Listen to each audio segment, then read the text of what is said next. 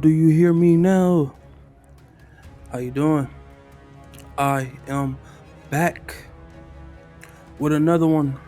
This is another one of the Death and Dragons, Thousand Worlds.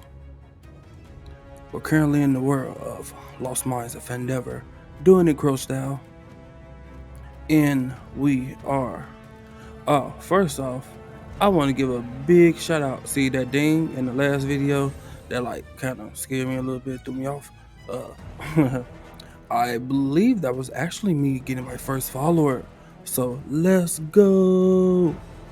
First follower name is, I don't know my own name until now. That's the name, first follower. Hey, thank you.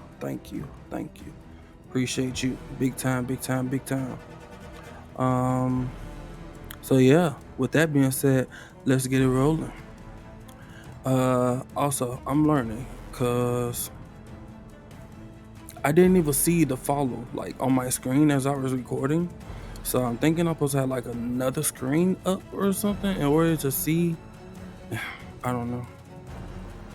Oh no, I just know that I didn't see that at the time. So with that being said, or maybe I should have just exit out of the game and then came to this one. But I didn't know people be doing all that. So hey, I'm learning. I am learning. Okay, back on my game screen, and we are here. Okay, so last time in the world of Death and Dragons, Thousand Worlds. Finishing blow was dealt by Leo. I'm not gonna do a big recap, but definitely the party didn't die. We even have some commoners still alive. Sadly, we did lose the male commoner. But we're gonna pick right up where we left off. Almost like with the head of the goblin still rolling, pretty much, as Leo slices it off with his sickle. And go. Okay, so how do we start this off? Okay, so they are out of combat. Goblin head is rolling. That's what I wanted to do. So first off, we're gonna go and try to resurrect, get some of these commoners back on their feet. But we're only gonna give it one try, one medicine check from whoever gets there to check on them. They get one medicine check. So we're going to get it like that. Ironically, these two still survived, and I don't remember which one of you two ran away. I think it was you two, and then this is the extra lady that attacked him but ended up dying. So you two are the one that ran away, and she is the one. Ooh, and which one of you? See? Okay, so that's what I said in my last game as well. I don't know which one of you was going after Leo and which one of you were not. So to fix that, what I'm going to do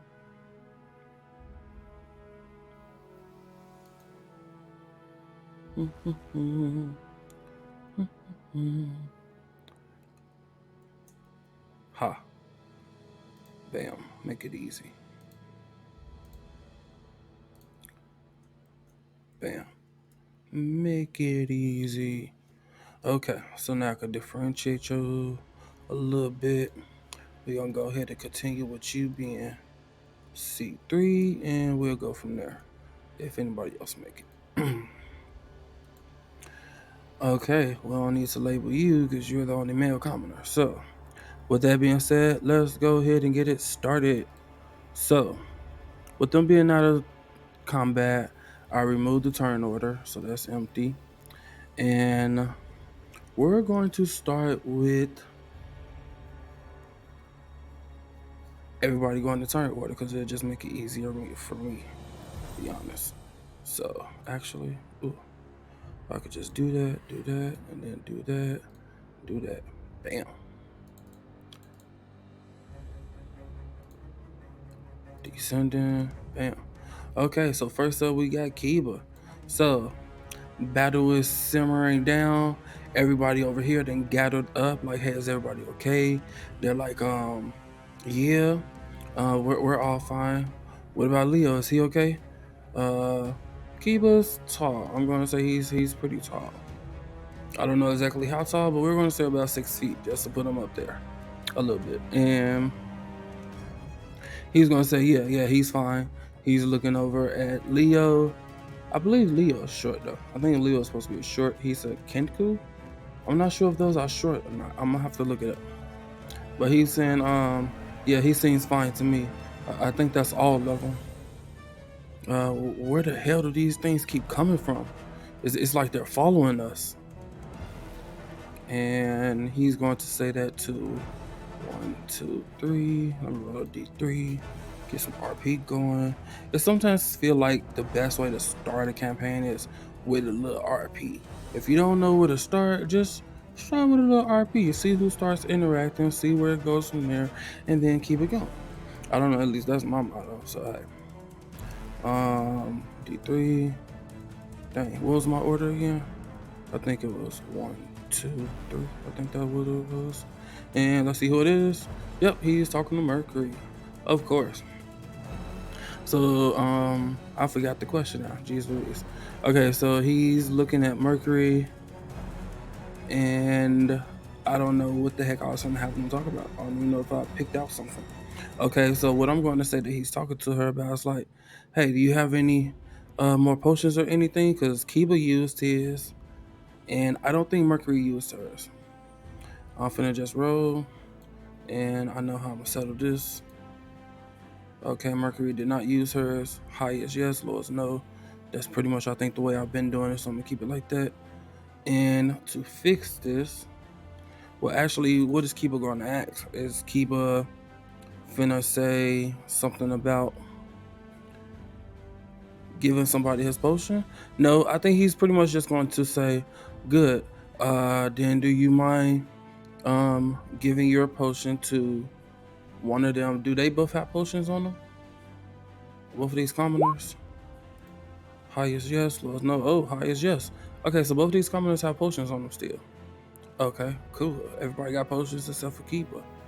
So Kiba's pretty much going to say, okay, good. You 3 have potions. How about you resurrect them over there while I go over here and help Leo with the other guy? So basically, Kiba, he is chaotic good. So he's on something like trying to get everybody back up. He sees everybody's down. He did say combat is over, that he believed combat to be over anyway. And he's going to tell them to be careful. You never know if there's any more around, but the more people we have on their feet, the better. Just in case they do come back. So he's on some smart stuff. So that's cool. So that's exactly what they're going to do. They're not really going to fight too much about it. At least I don't think so. Because one of these is the one that he is with anyway, and the other one is with Leo. Which one is which? I don't remember. I think she's the one with Kiba, and she's the one with Leo. And even if they wasn't, that's what it's gonna be now. So Kiba is with C2, Leo is with C1. Okay, so now that is settled, yeah, so they go off. She comes over here to her. She's already here at her, and she's gonna like step over the goblin, get over here, and like put old girl in her lap. And yeah, I'm gonna just put it right there. Yeah, put old girl in her lap and like begin to give them potions. And since they're giving potions, and we know that all 3 of these just went down, these 2 went down like right before they got there. Actually, for the 2 that been there, I'm going to do death saving throws for them. I just decided that because they were there for a little bit before the party group got there. I'm pointing at the screen. This lady here, Mercury is going to give her health potion. Now, don't none of these people have health potions. Leo don't got one because he used his. He even pulled out a bottle of one of them on another girl. So, yeah, I think all health potions have been used. Maybe the male commoner has one. Maybe. But with Leo over there, he might not have one for long. So, just saying. Anyway, but over here, we're going to say that she's good. So we're going to roll a 2d4 plus 2 for her, and she's going to get that back. So she gets 6, which basically puts her back up to her full 5. Bam. Health, beautiful thing. She gasps, take a breath. She looks around. She sees bodies of commoners, and well, she ain't gonna call them commoners, but of her friends and peers laying on the floor, and goblins as well as like the horses and things like that. But she gets a grasp of like where she's at, her surroundings, things of that nature. And she's like, okay, it like she woke up in the lap of Mercury, so she's like, okay, you must have raised me. Okay, thank you so much. And this is C3, Commoner 3, and I think, does Commoner 3 like really appreciate this? Oh, she almost there, but it's like she appreciated it. But you know how some people get to a point where like they in a party or they got friends or something like that, and something happened and they just like, I know they got my back. It's almost like one of those, like, yeah, I knew you was gonna razz me anyway, because you know we traveling together, we're a party, you're supposed to, which you are, but I don't know. It's just because it was so close. It was a 9. It was like almost like, yeah, she's grateful, but at the same time, she like expected it or something. Whatever. You know, I got to give almost everybody, you know, kind of like a personality. So 3 is like, thank you, but you know, it's one of those nonchalant thank yous. We're gonna put it like that. Okay, it's just one of them nonchalant. You know, you just said thank you because you feel obligated, maybe. You know what I'm saying? You don't want to be too rude about it or something. So she's one of those. But yeah, so for these two, we are going to roll. Let's see, high, low. Who we start with? Not that it matter. Low. Okay, so let's roll 3d20s at a time. Now I'm gonna do 2d20s at a time. See what I get. Ooh, we do got a success, but we got a crit failure. So that is 2 failures for 1 dice. So now I'm just doing 1 at a time. We got a success and we got 2 failures. Is she gonna come back? No, she does not. Okay, so but the potion is still wasted because they don't know that. So C1, and we're gonna call them C1, C2, and C3 until we get some actual names if they make it. Is going to put the potion in Ogre mouth, and she's going to wait for like a response or for her like gasp for air and get up and things like that, but she's not. She took too much damage. She is too hurt, and there is no revive for her, so she is down. Seeing that, C2 is going to like take a big breath, like, come on, you could do it, you got this. And she's like talking to like almost like the dead body of the girl, like, come on, you got this, you can wake up type thing. Let's see, what am I looking for? I gotta roll my d20s. I'm gonna do 2 of them again. Okay, so we have 1 success, 1 failure. I'm gonna do another 2. My rolls, man, my rolls, I don't know, I'm sorry. My rolls are just, hey, they are what they are. They are what they are. Okay, so I mean, these are the 2 that ran off. So it's almost like you want to say they deserved it. You shouldn't have ran off and left the party. Then you would. It's all about that time, because if they've been sitting there too long, these health potions ain't gonna help them. And they've been sitting there too long. Is basically what I'm saying. So, with that being said, both of them are down for good. 2 health potions are wasted. And neither of them are able to get back onto their feet. And that take care of that area. Coming over here to Leo, we're going to say, what is Leo going to do?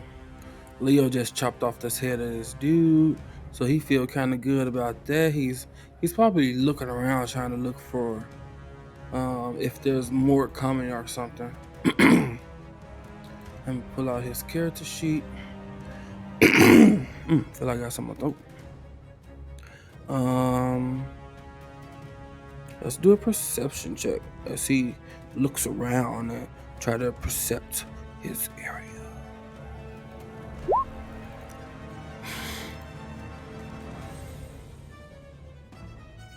Okay. So 11.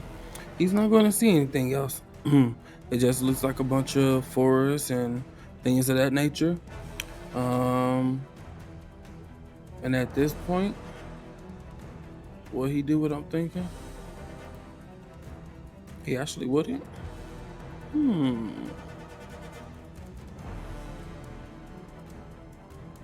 Ooh, will he do that? No, really?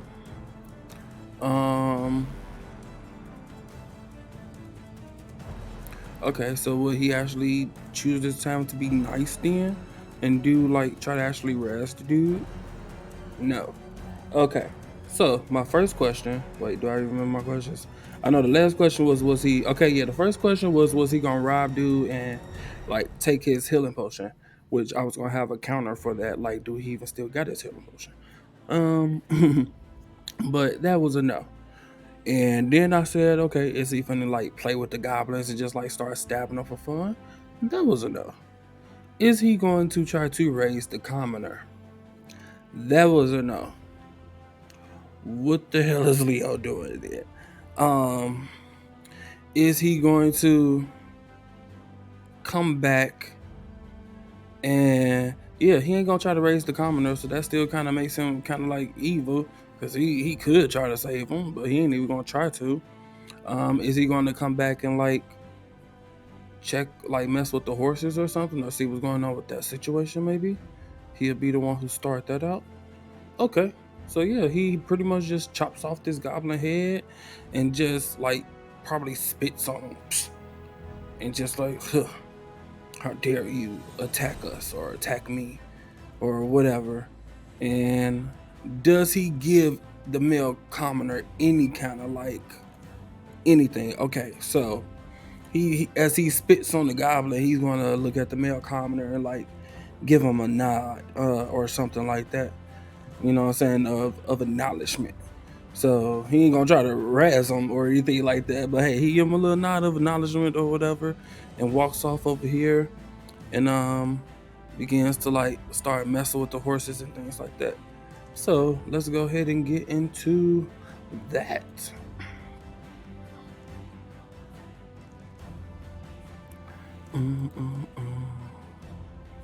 Nope, not that one.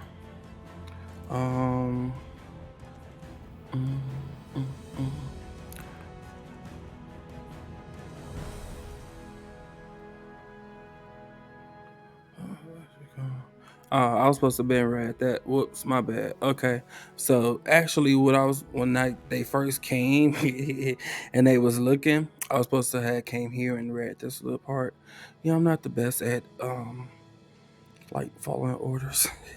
I really ain't. But yeah, I was supposed to read this part. But anyway, when the adventurers first came here, you've been on the Tribor trails for about half a day. As you come around a bend, you spot two dead horses, sprawled about 50 feet ahead of you. And in this case, along with two other bodies of commoners. So I would have to like revamp this anyway. But we're going to keep going. 50 feet ahead of you, blocking the path. Each has several black feather arrows sticking out of it. The woods press, the woods press close to the trail here, with a steep embankment and dense thickets. I hate that word, thickets, on either side.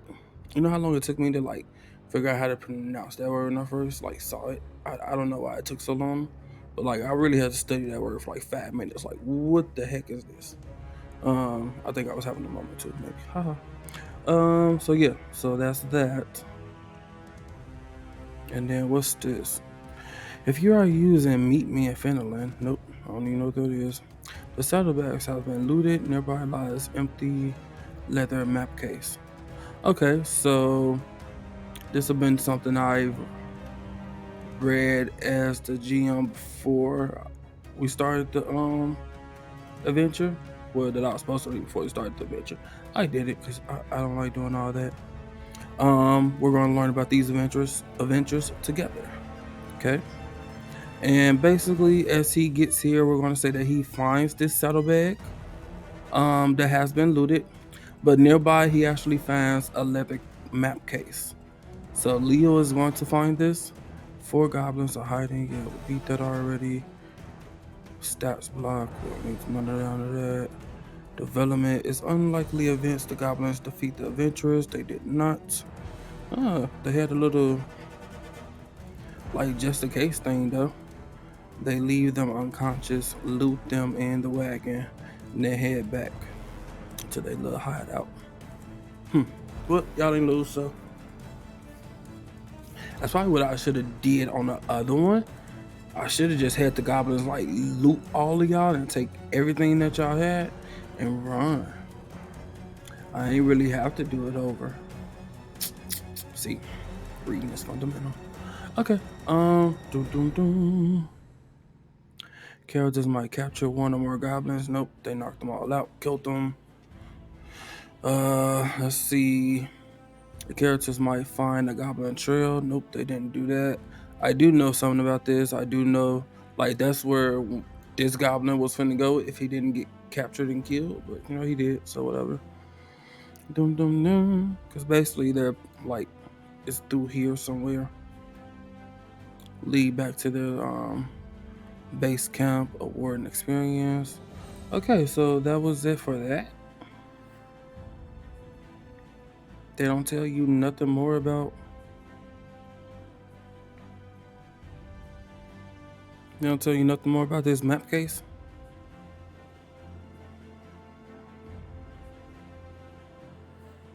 Oh, it's empty. Oh, whoops. Reading is fundamental. Jeez Louise. Okay. So everything is empty. Empty saddlebags. Been looted. Empty map case. Okay.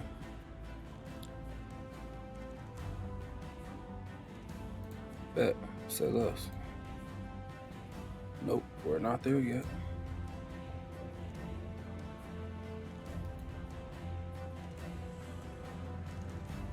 Okay, so see, that's all I get for like. But I did read that at the beginning. I just didn't really, because technically they're supposed to be bringing back a wagon. I messed that all the way up from the beginning. They supposed to have a wagon with them this whole time.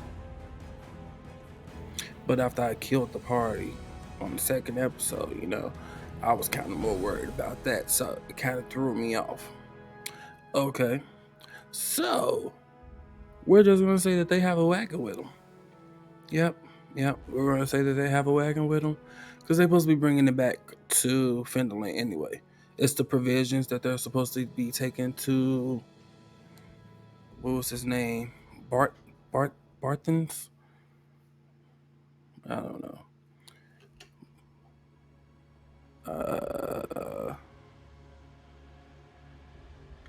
I know where I can find the name of it, but I thought it'd be right here. But yeah, so they have a wagon with them, and they're supposed to be taking that back to Finland. And they're pretty much going to keep doing that. Leo came over here and checked this area. I wanted to see what he found. And he didn't find nothing. He found saddlebags that's looted and an empty map case. So the goblin stole the map and all the loot and took it and ran. It didn't say anything about the goblins having any of this on them.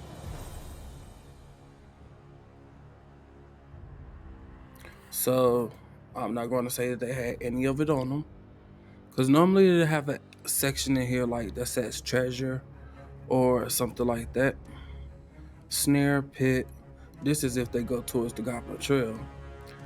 After the characters defeat the goblin, any inspections of the area reveals that creatures have been using this place to stage ambushes for some time. Okay.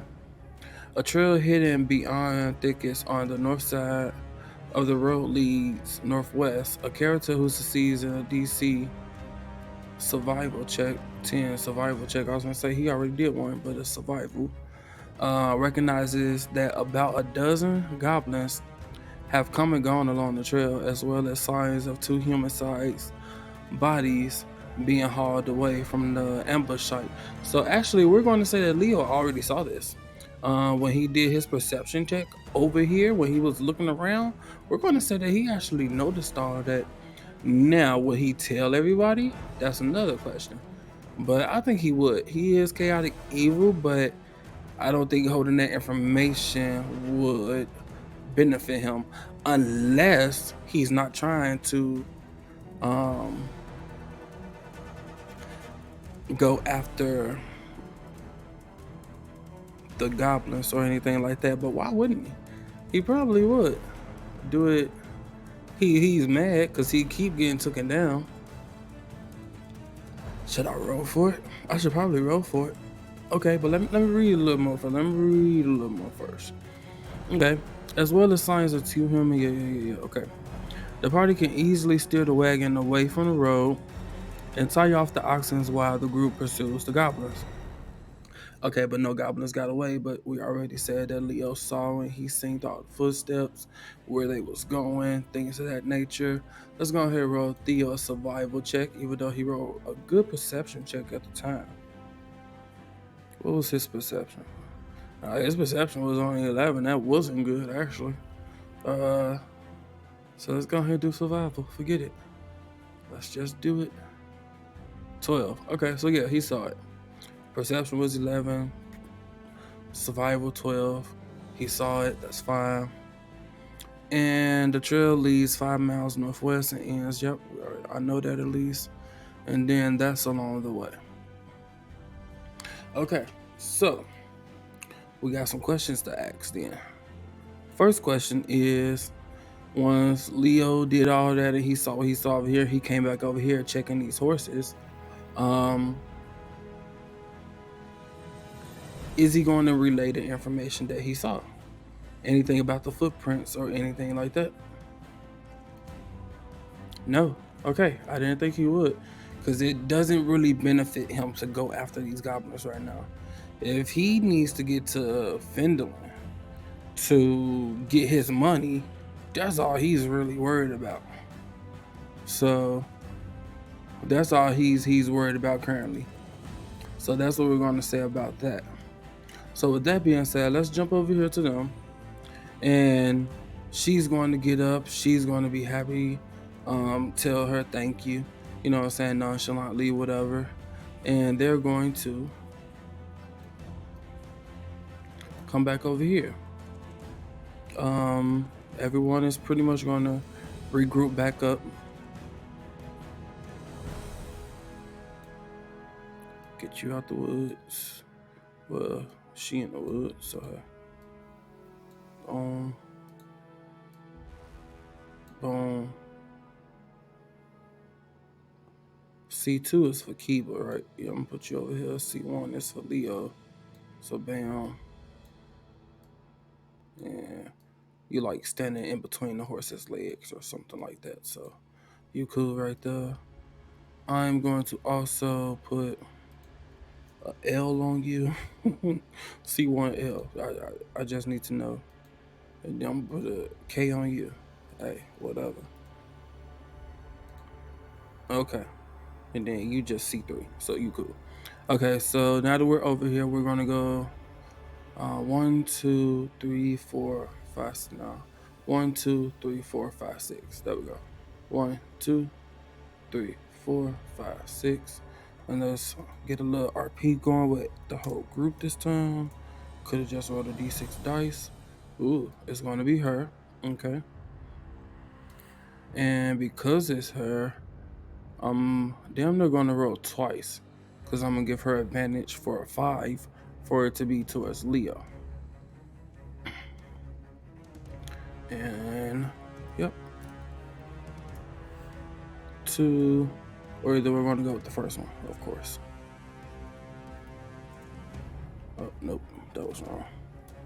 D5. Okay, so it wasn't a 5 neither time. Wanted to give her advantage to like talk to Leo, because that should be the one that she like care about, because that's like the one she's clinging to currently, or at least the one I'm making her cling to currently. Or at least that's the way that the story's going. I'm not really trying to make them cling to anybody. I'm just asking questions and going along with the story and making it make sense in my head. So 2, who is 2? Mercury. Okay, so yeah, so that makes sense for her to talk to Mercury. I believe that she would be the one to tell Mercury, like, Mercury, I'm sorry, but there was nothing we could do for the other 2 ladies over there. We tried, but they didn't react to neither of our potions. And I believe CK2 will pop in at this moment and be like, yeah, we tried. Is she doing what I'm thinking? Yep. She even like holding Kiba's arm, like, like interlocked with it type thing, holding on to Kiba while she's talking, and she's like looking at Mercury and Kiba, almost like, yeah, I'm so sorry. Like I tried the best I could. I gave her the potion, but she would not wake up. Ugh. I be making all of them stutter for some reason. I don't know why. Don't ask. And Mercury understands. She'll say, "Yeah, I saw. I'm sorry. There's nothing more that I can do. I wish I was stronger, that I could help raise them. Well, will she say raise them? I wish I was stronger, that I could heal them, but I'm just not powerful enough yet." And she's a wizard, so I don't even know if she could really, but we'll find out. With that being said, I'm going to roll a d6 again with advantage for Leo to talk or not, and then we'll go with whoever the first is. Yep, 5. So Leo's going to talk, and he's going to say something like, all right, guys, let's hurry up and get out of here before more of them show up. Ooh, and would Mercury do that? I'm gonna give him a chance. Ooh, she would. Barely not. And as Leo say that, like, let's get out of here, Mercury is going to be like, but what about the other guy? Did you try to res him? And because if it didn't roll the 11, they was gonna just go. But Leo's going to, will he tell the truth? Ooh, he's chaotic evil. Will he tell the truth right now that he tried to res dude or not? I'm gonna have to give it to him, advantage for him not to tell the truth. So yeah, would he tell the truth? High is yes, low is no, and he has advantage on the no. Yep, he got it on the first one. Nope, he would not tell the truth. So he'll basically tell a lie and say, yeah, I tried to res him, but it's no help. And he could have tried. I mean, he didn't. Oh, jeez. I mean, he's evil. He's evil. It is what it is. So yeah, he's going to tell them like he tried to res them, but it was nothing he could do for him. And I think like C1L, C2K, and C1L. Jeez Louise. Will she? Yeah, they both hanging onto their man's arm and stuff. But yeah, she's all on his arm like, it's okay. It's okay. You tried. You tried. And yeah, with that, they gonna get their wagon and continue on to Finland. Oh, okay.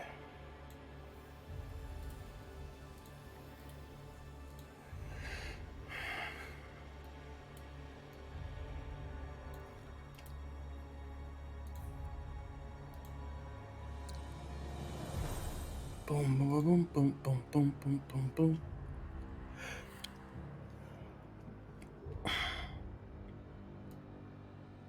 Boom, boom, boom, boom, boom. Okay. So once again, we're gonna come down to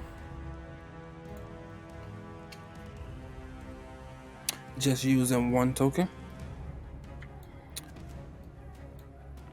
for the whole party. And we have made it to Finland. Okay. So now that we made it to Finland, let's go ahead and get some more of this out.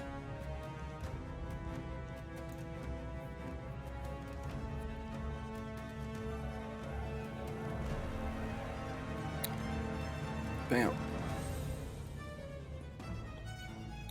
Don't think I need you anymore. Okay, Finland. So what's going on with Finland? When the characters first arrive, read this. Okay. So, the rugged tracks emerges from the wooded hillside and you catch your first glimpse of Finland. The town consists of 40 or 50 simple log buildings, some built on old field stones, foundations, more old ruins, crumbling stones, walls covered in ivory and blairs, surrounded with newer houses and shops. Shoppings. Okay, yeah. Shopping how this. Oh shit. Shoot, sorry. Showing how this must have been a much larger town in centuries past. Most of the newer buildings are set on the side of a cart track, which widens into a muddy main street of sorts as it climbs towards a ruined manor house on the hillside at the east side of town. So basically, this thing over here, and it looked like it's in ruins to me. So, like, and it looked like it's a whole little trail. Like, what's going on with that? Wait, hold on. Get out the way. Oh, okay, that's just like, is that a wall? Okay, that's a wall. Okay, it looked like it was a trail, like, you know, the ruined here, like they dragged it. I don't know. Okay, so anyway. Yeah, I'm so tongue-tied. Maybe I need some water. Okay. Because I be feeling so tongue-tied. Talking in front of a camera is not easy. I don't know why it's not easy. I really have no, like, explanation for why it's not easy, but it is not easy. It is completely different than like everyday talking. I really don't know what else to call it. Like, it is not easy, and like I don't even have nobody watching me right now. Like, I'm completely new. I have nobody watching me, and I'm still getting like tongue tied and like deep breaths. Okay, deep breaths. Okay, but this is fun, so that's all that matters. And I'm not saying that like it's a bad thing, like it's hard to talk in front of the camera. It's just that it's something that you don't think would be hard. I don't know, cause I talk on a regular basis. Yeah, I don't talk a lot, but I talk. And I even admit that I talk to myself. You know, I think everybody who's sane talk to themselves. For real. I'm just saying, anybody who's sane talks to themselves. Because there's not always somebody there to talk to anyway. As long as you're not like, hey, how you doing? Oh, I'm doing good. How about you? Oh, yeah. I mean, if that's what you do today, that's what you do. But it's a healthy way to talk to yourself, and I definitely participate in it. That's all I'm saying. That's all I'm saying. A lot. But anyway, I lost track. Don't mind me. Okay. So that's that. As you approach, you see children playing on the town green and town folk tending to chores and running errands at shops. Many people look at you as you approach, but all return to their business as you go by. So we don't have this Hildar Hallwinter with us. So I'm not adding none of that. Okay, so here we go. So Barthen's provisions. That's where the wagon was supposed to go. Some locales the characters should visit include the following. Yeah, if the characters have the wagon load of supplies from the Meet Me in Finland adventure hook. Oh, that's where I should have. Okay, yeah. Whoops. Lion Shield Coaster. If the characters retrieve the stolen goods at the hideout, they didn't need to go. And Stonehill Inn. If the characters have. Nope, we don't have him with us. So what do we do if we don't have him with us? We don't have the extra goods because we ain't go there. The knight suggests heading for the inn, but they don't have him with us, so they're not gonna do that. So the only place they can go right now is Barthen's Provisions. And let's change the music. This is more of like a. I really like this one. I don't know why I like this one so much, but I really like this one.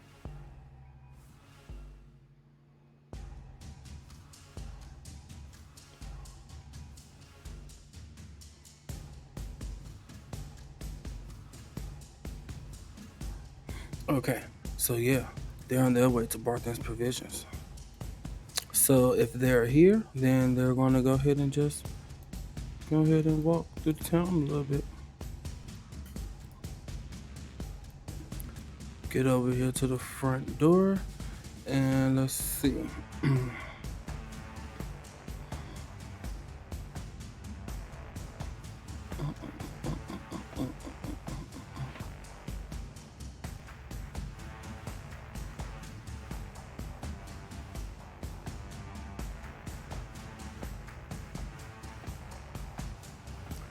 Boom, boom, boom, boom. Boom, boom, boom, boom.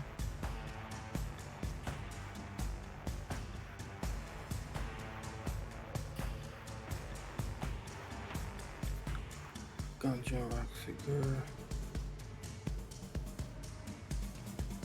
1 second. There are like, yeah, okay. Is this it? Nope.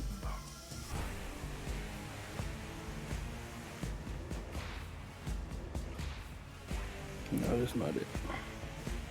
No. Boom, boom, boom. There we go.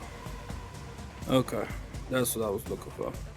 And then inside of here, we have Barthen's Provisions. There we go. That's what I was looking for. Okay. So.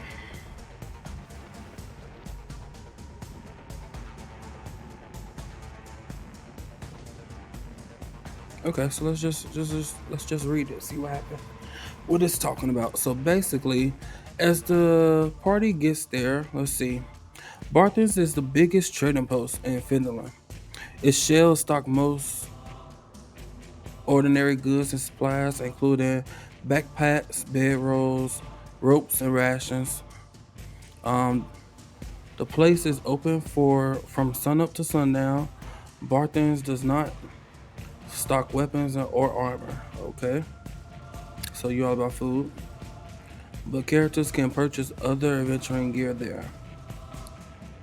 But the exceptions of items that cost more than 25 gold. Is there like a okay, so no more than 25 gold.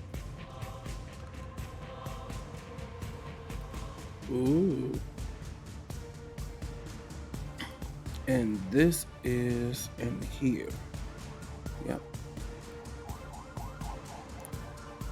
Please ignore the sirens in the background. If you can even hear it. I'm a Barthen's. Yep, this person here owns a trading post, owes money to the party if they are using the Meet Me in Finland adventure hook. So yeah, we're using that. Yep, sure it is. I read it all and everything. So begin play with that. The orders are to deliver the wagon supplies, pays them the agreed amount, and takes possession of the wagon's supplies. If the characters tell him, okay.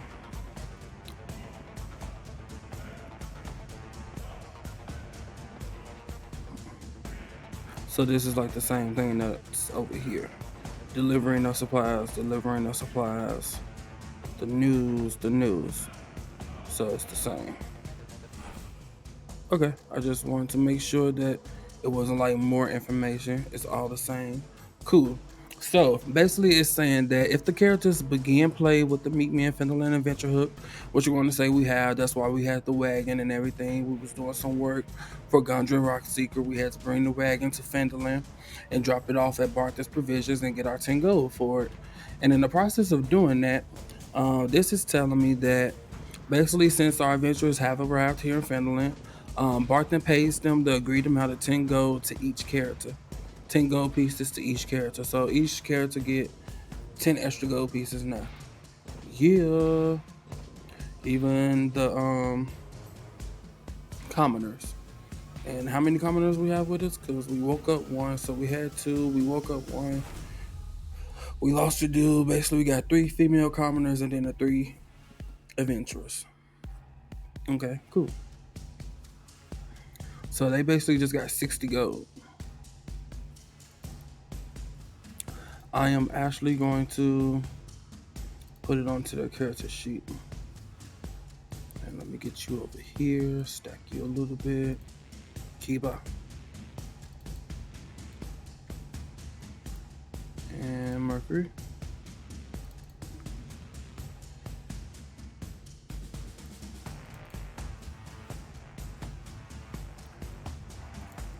$20 gold to 30 gold. Ballin', man. I see you, Leo. Surprised you ain't stole nobody else gold. Because if you would have stole his health potion, I probably would let you go back and steal his gold. If he had any. I don't even know if he had anybody. I probably would have rolled to see. Ooh. You probably already stole something from somebody. Why you got 30 and everybody else only got 20? I see. You've been stealing evil without me, huh? You really are chaotic evil. Okay, alright. You really ain't even done nothing super evil yet, but hey. I mean, he did just leave a dude to die. I mean, definitely could have gave him a chance, but hey, it is what it is. So, that being said, imported NPCs, yeah, we're doing that now. I could have just minimized you, but it's okay. I know where you at now.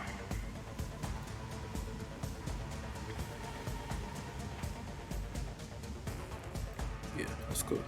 Okay, so after he gives him the 10 gold each, he takes possession of the wagon and its supplies. If the characters tell him of Gundren's Rockseeker's capture, Barthen is saddened by the news and encourages the party to find and rescue the dwarf. So, would they tell him? Okay, so that is actually something that I skipped over.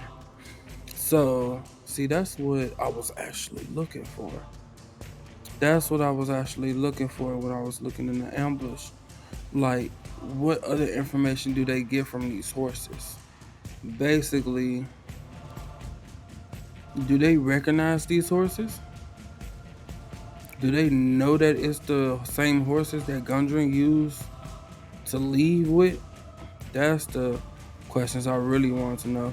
So, yeah. Then any adventurer who approaches and makes a closer investigation can identify the horses as belonging to Gundren Rockseeker. Reading is fundamental, boy. Gundren Rockseeker and Sildar Hallwinter. Okay, so they've been dead for about a day, and it's clear that the arrows killed the horses. When the characters expect the scene closer, they found that, and that's what Leo found. And I think I said that he told them about that because there was nothing there anyway. So, yeah, I'll tell you about nothing. No problem with that. Wasn't nobody surprised we did that. When time comes from the goblins to act, they rush forward. Yep.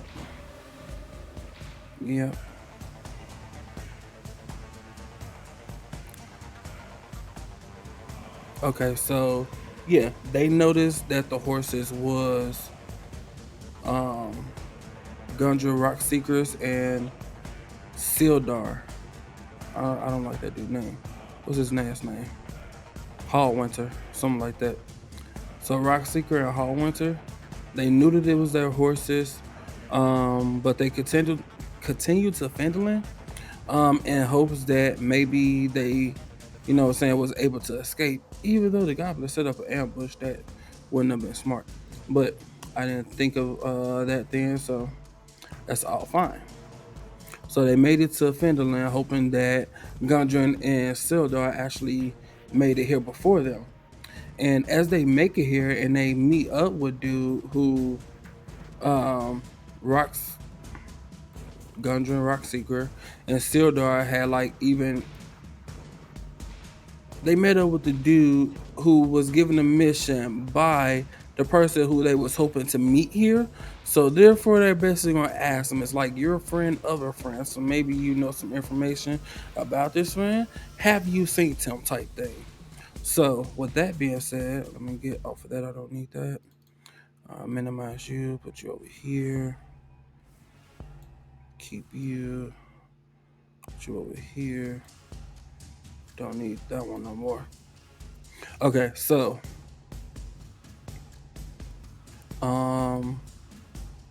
crap, I do need you. Do. So who's going to say it? I doubt Leo's going to say it, so I'm going to roll a 1d5. Let me actually pace them out here. 1, 2, 3, 4, 5, 6. I'm gonna roll a 1d6 excluding 5.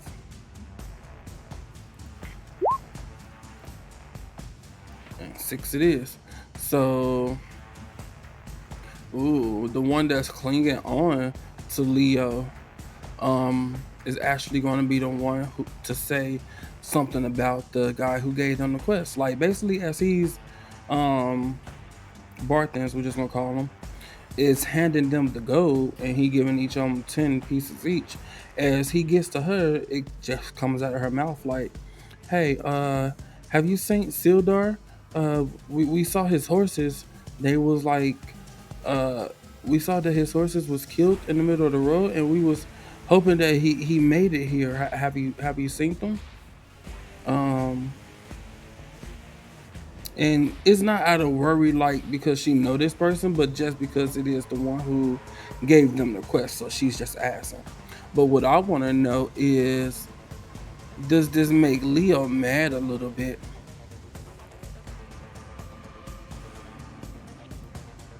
Yes, it does. It makes Leo mad a little bit that she asked about Sildar. Maybe because he knows a little more information than he's giving off, so he don't want to get caught up about it. So it kind of just like, why would you ask that? We made it here, you know what I'm saying? We don't need him no more. We made it to Finland. We got our goal. Like it's time to go. What do we need to? We don't need him in order to get our money type thing. He's evil, so I'm trying to make it make sense. That's all. So does he say anything though? No, he don't. Okay. Woo, that would have been something. Okay. So as they ask that, this basically informs him that he basically informs them like, no, he hasn't got here. He isn't here. Don't tell me he got captured by the goblins. And I'm gonna say like he looks over the party. He noticed that they done got into a couple of scuffles. You know what I'm saying? They're dirty, chips in their armors and things like that. Maybe we got an arrowhead still stuck on them. You never know. But he's gonna be like, no, he must have got captured. Oh my god, I can't believe it. I think he got captured, and this is like going to setting him, and he's going to actually encourage the party to find and rescue the dwarf. He considers Gundren a friend and was excited by talking and discovering the lost mines of Phandelver's pack in the nearby hills. If the party hasn't already learned details of the mine from Sildar Hallwinter, a character who succeeded in a DC 15 intelligence history check, can relate the information from the first 2 paragraphs of the background section at the start of the adventure. Barton also mentions that two more Rockseeker brothers, Nundro and Darden, whatever, are camped somewhere outside town. Barton hasn't seen them in 10 days. In a 10 day. What's a 10 day? Barton hasn't seen them in a 10 day. Okay. And expects the brother to return any day now to resupply. What Barton doesn't know. Okay. Okay. Ooh. Okay. If the characters ask Barthes how business is going, the shopkeeper tells them that the red brands are making it hard on everyone, shaking down local businesses and flaunting the town owner's authority. If the characters seem of a mind to do something about it, he tells them the red bands frequent the sleeping giant tap house. Okay, so we just got a lot of information from right there. So can lead them into two different ways. If they care, they can go take care of the red brands or talk to them and tell them to stop abusing their authority in the city. Or they can go back and see what's going on with the Rockseeker brothers. Okay, so basically the party just found out that no, Sildar and Gundren have not been here. He basically just informed them that in his mind, the only thing he could think of, since their horses was killed by black arrows, they have not made it to Finland. They had to have been captured. So he tells them that he thinks they've been captured, and he encourages them to go and save his friend. He thinks of this person as a friend, and he wants to see him well and continue to do the business that they've been talking about, including this Phandelver's pack, which we need to go ahead and learn about as well. So not only can they either go to rescue dude who had been captured by the goblins, or they can go talk to the red brands at the sleeping giant, which is here. So they can go over here, talk to that. But we're going to learn what the Finland's pack is. If the party hasn't already learned the details of this from Hallwinter, which they have not, a character who succeeds in a DC 15 intelligence check can relate the information from the first two paragraphs of the background section at the start of the adventure, which is basically up. Nope, no, I lied. Keep you there, minimize you here.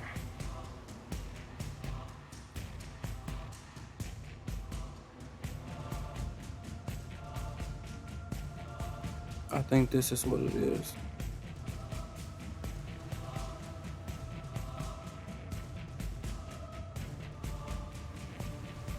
Yep, Finland's pack. Okay, so yeah, this is what it is, the first two. So basically, this is what the Finland's pack is. And let's see who's going to know this information. Is it going to be this commoner lady?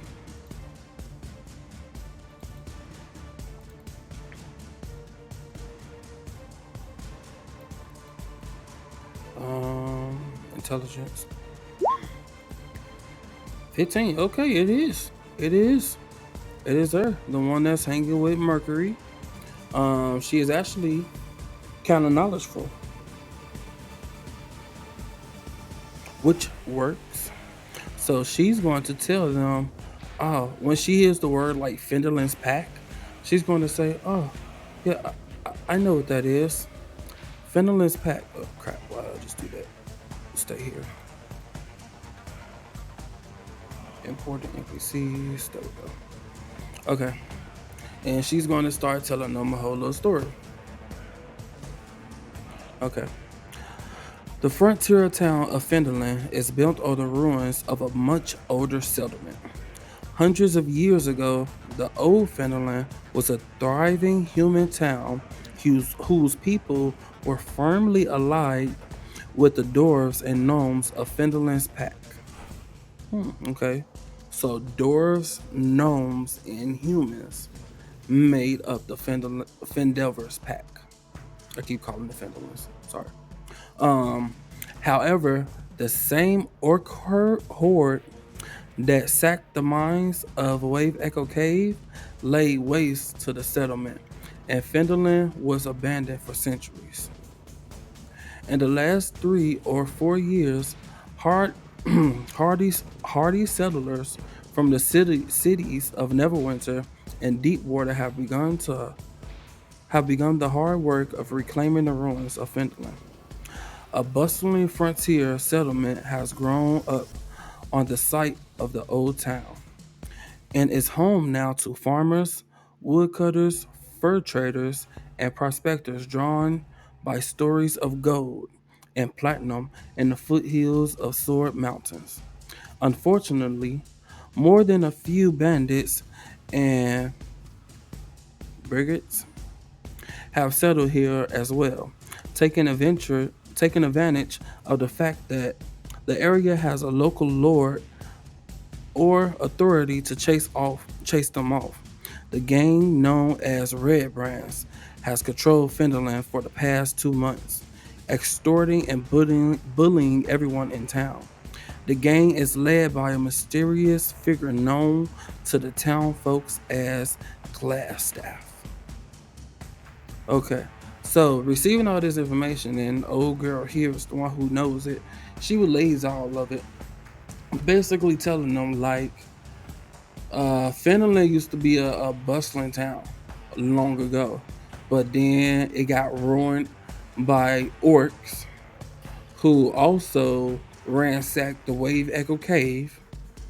And after they did that, they came here and they ran out everyone, killed everyone, and did that orc thing. You know how orcs are. You know what I'm saying? Yeah, you know how orcs are. They do the orc thing.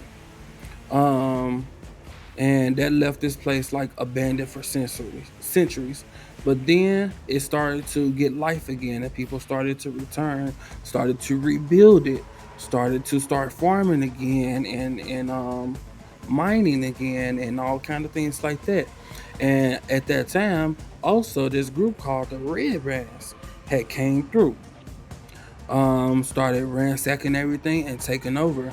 They saw that this place really didn't have any kind of leadership, and the little leadership that they did had, they was like, we could just run that out of town, or force, or what is it called? I don't know why I want to call it haku. That is not what it's called. Like a coup d'etat or something like that, but a coup, and basically overthrow the government or whatever it is that they had here, took it over, and for the last 2 months, they have been running things. So, I feel like maybe Leo wouldn't really care, but Kiba definitely would, and Mercury would care because the people are suffering. She don't want the people to suffer. So anything that's making the people suffer, she's at least like, hey, we could at least go talk to them and try to, hey, what's the problem? Is there any way we can, you know what I'm saying, stop beating on the town folks or something like that?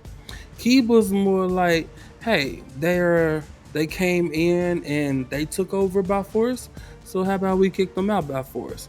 And he's good. He's still chaotic good, but he's more good like, hey, don't sit there bullying people. Like, that ain't cool.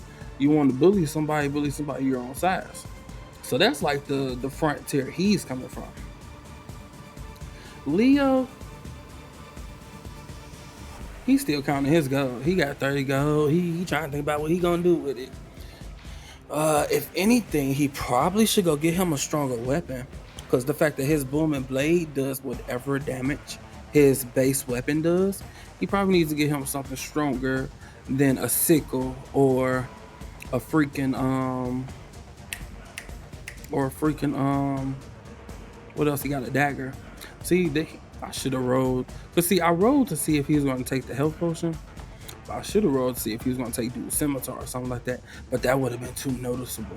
He took dude's scimitar and then put it on his belt, and then, oh no, yeah, he's dead. I ain't even, yeah, that probably would have just been a little too noticeable, maybe. But yeah, that's cool. So I think that'll be something that's on his mind. And that might be what he's going to go do. Is that what he's thinking about? Is that what he wants to go do? Get him a weapon? Ooh, no. Ooh, that's like a hell no. Okay, so he's not thinking about getting him a weapon.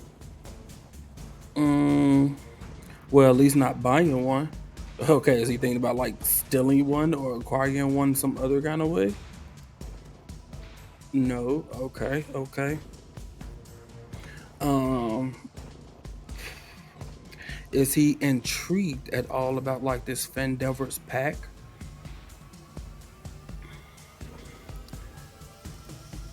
Yes. Okay.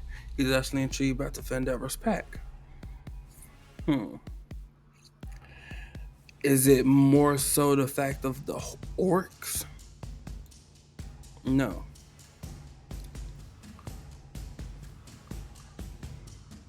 It's not the orcs, but he's intrigued about Phandelver's pack. Does it have anything to do with the fact that there are humans, gnomes, and dwarfs all working together? Yes. Okay. So, for me to make that make sense, I'm going to say like he's actually paying attention to this conversation right now that's going on. He's listening to the conversation and he heard that humans, dwarves, and gnomes were all working together in like a cohesive living type of environment. And as he was telling his CL1 friend, I mean his C1L friend, like he comes from a place where like his kind is all he knows and is only them. So I don't know if I got like real into the story, but I know I did say that it was his mother, father, him, and his sister, and they probably live on like a farm or something like that, where they, you know what I'm saying, they manage their own crops. It's just them, and it's probably some kind of story behind that. And I'm probably gonna put some kind of story behind that. It's probably gonna be like why he's as evil as he is, but why he values family so much the way that he does. And that makes sense to me. That's cool. So the fact that there were so many people working together where he comes from, that is rare. That is non-existent. People do not coexist on the island that on the island that he came from. But on this island that he just arrived to 3-4 days ago, he's already hearing about how they used to all live together and coexist, and things like that. So that catches his attention. He likes that. And the fact that Gundren Rockseeker and Hallwinter and them are trying to like recreate that, it might work in their favor now with Leo. So with that being said, so yeah, Leo is listening to that and that catches his attention. What else?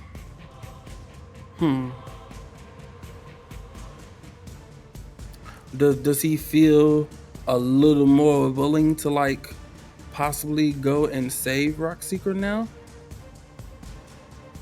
If this come out to be a yes, came out to be a no.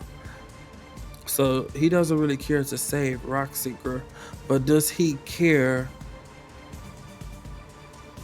for like the coexistence that Rockseeker is trying to bring about? So he might be like F Rockseeker, but what he's trying to do is what I care about. Derek, I love D&D. Perfect. This story is just beautiful. So yeah, F Rockseeker. But what you trying to do, I absolutely go for. And because that came out to be a natural 20, that's Leo's story. That's Leo's story. He comes from an area. It's just him and his family. They actually probably had to go off into the like this little abandoned tuck away area because they're so different. And the reason why he don't even really get close to people is because he's used to being treated as different. But ever since he came here, ain't nobody really even been treating him different. I mean, I know y'all remember like when we was at the camps, he was all by himself with the alarm set up. No, can't nobody get in. It's just me. You know what I'm saying? It was probably to protect not only him from random things coming over, but he don't know them. They might try to get him while he sleeps. So, you know what I'm saying? He did that as well. So it all makes sense now. It's just coming in a full circle. Like him and his family are tucked off in an area somewhere in the woods, where they have to fend for themselves against all the creatures in the woods. Which it was probably him and father.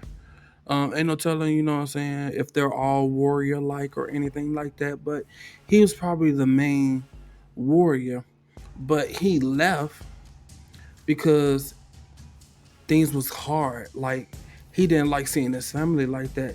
He wants more. He see what everybody else have. Why the hell do his family gotta live off out here in the corner?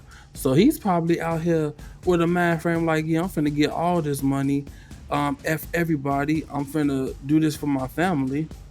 And he's probably not even worried about buying a weapon because he's finna send some of that money, or if not all of that money, back to his family to help them out and things like that. So he actually got like a good backstory, but it just made him very his heart like very, very hard and black and just, you know what I'm saying? If you can't get into that sweet spot with him, it's over. It's done. You know what I'm saying? As he said, he don't care about rock singer, but what he's trying to do, he's all for it. So yeah, that's beautiful. That's beautiful. So that's what's on Leo's mind. And I believe with that, Leo will probably say something that will shock everybody. Like, okay, so where's the Goblin's hideout?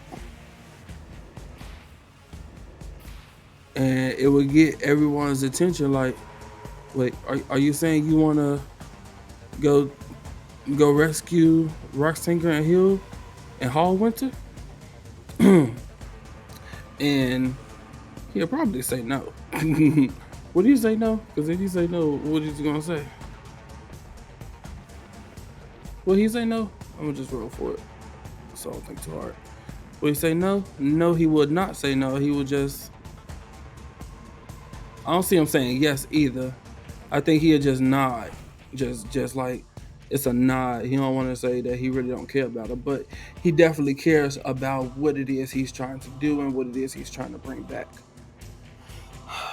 Or at least this is the way that he's taking it of what he's trying to do. So, with that being said, I think everybody would agree.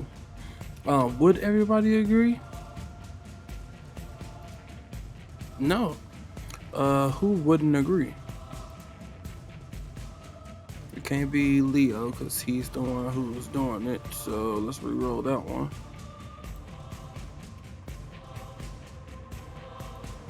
Okay. Ooh, girl, I don't think you need to talk right now. You're already on bad terms with Leo. Okay, so let's see. So she would come in and be like, well, yeah, of course we have to save him, but what if he's already dead? We'll just be putting ourselves in danger for no reason when we already know what's going on here and we're already here. We probably should just go talk with the red brands and see if we can fix what's going on here first. So yeah, she will come in with a perspective like that. So who's going to respond?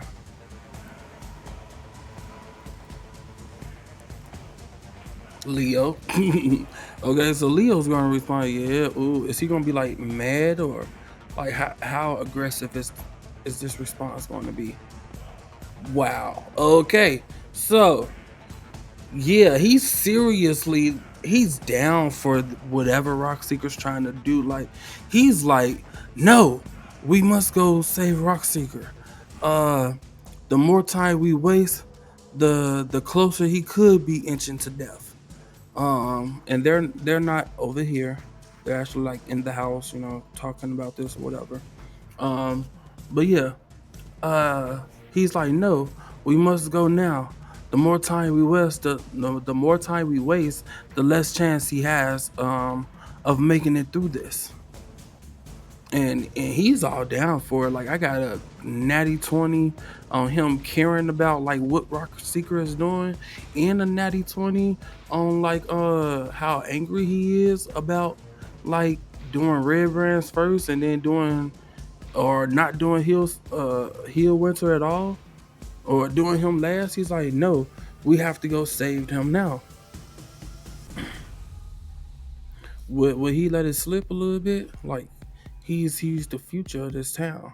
Like he don't care about it, but he cares about what he's trying to do. Yeah, he might even let it slip a little bit. You know what I'm saying? Like, no, we must go now. We must save Gundren or Hallwinter. One of them must live. They are the future.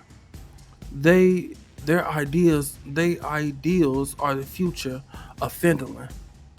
Once we save them, we could save Finland afterwards. And I believe he almost does that with an intimidation. Cause he already is how he is, and then he's speaking up so strongly and firmly about this. It's like, yeah, I'm gonna roll a little intimidation for him. Oh, even with advantage, because I was gonna give it some advantages on it ain't really even that dang high. So I'm going to say, like, it ain't that he's not intimidating, it's just that he didn't need the intimidation. They already was all for it. Especially Kiba and Mercury. And wherever Kiba go, I think is CK2 a little more connected to Kiba than C1L is to Leo. I mean Leo. No, so they're about the same. Cause I was gonna say CK2 seemed like she just more all whatever Kiba wanna do. Um ooh. So okay, so let me finish my story. So basically, it ain't that he wasn't intimidating, is that he didn't need the intimidation in order to get his point across. Um I believe Mercury and Kiba being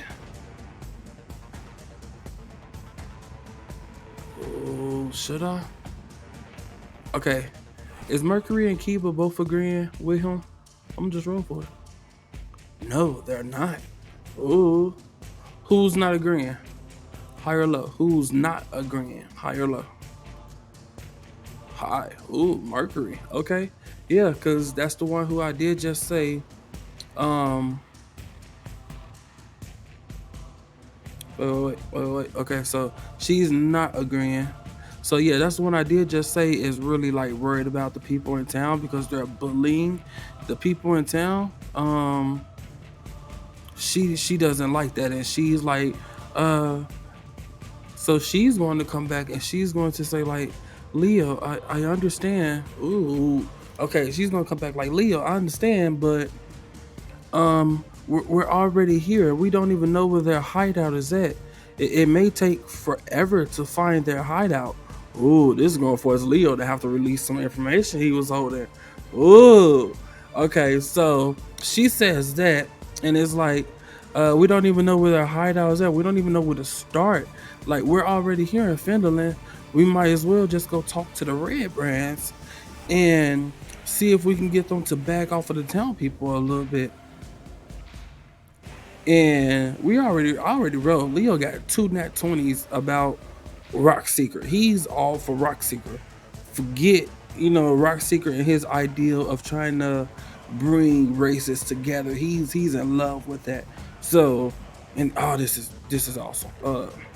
Because he's chaotic evil, but he found something that he believes in. That's like, oh, okay, bet. Like that's what I'm gonna go for. But anyway, she says that, and he's like,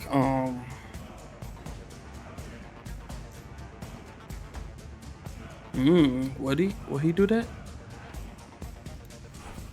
Yep, he would. So when she says that, like we're already here, we might as well just go talk to him and see if we can get on the bag off of the town folks a little bit. And Leo's gonna respond like, "You guys do what you want. I'll go by myself." Whoo, whoo, yeah. He's really like, no, we gotta go and save dude. Like the more time we waste, the more like danger he's in. So he's like, man, y'all do what y'all want. I'll go do it myself. And when he says that, he damn near like walks off a little bit. And they're in the house, they're not out here in the field. But he walks off a little bit from the group. And 1, 2, 3, 4, 5.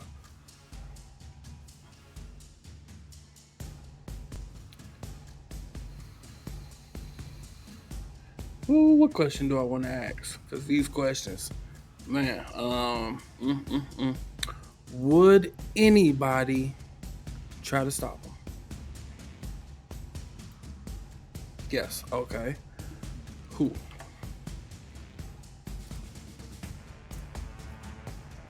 One, two, three. Ooh. Ooh. Ooh. Okay. Kiwa, you gonna lose both of your girls. Huh. Okay, so she's gonna try to stop him. I mean, it ain't like their boyfriend girlfriend. I'm probably making too big of a deal. Like, ooh, keep you gonna lose your girl, but it ain't like their boyfriend girlfriend. She feels comfortable next to him, type thing for now, and things of that nature. But she's gonna try to stop him. Maybe she's kind of good-hearted. Only one I know is kind of like a little selfish or whatever is C3, I believe. So I ain't really got no personality for C2K and C1L yet. So she's going to say, "Wait, don't leave. We're better off together. It's too dangerous out there." And yeah, she'll come from that viewpoint. And would he respond? No, he wouldn't. So he don't even respond. I mean, it ain't like he ain't know that he has been taken down a couple of times. So it ain't like he want to go by himself probably, but he'll just do what he got to do. You feel me? Woo-wee. Okay, let's see what's gonna happen. So he doesn't even respond. Does anybody else try to say something? No. 1 to 10 is a no. Ooh, but they almost do. It's like it's on the tip of their tongue. It's like, Leo, no. It's like they don't know what to say type thing. Would she say something else?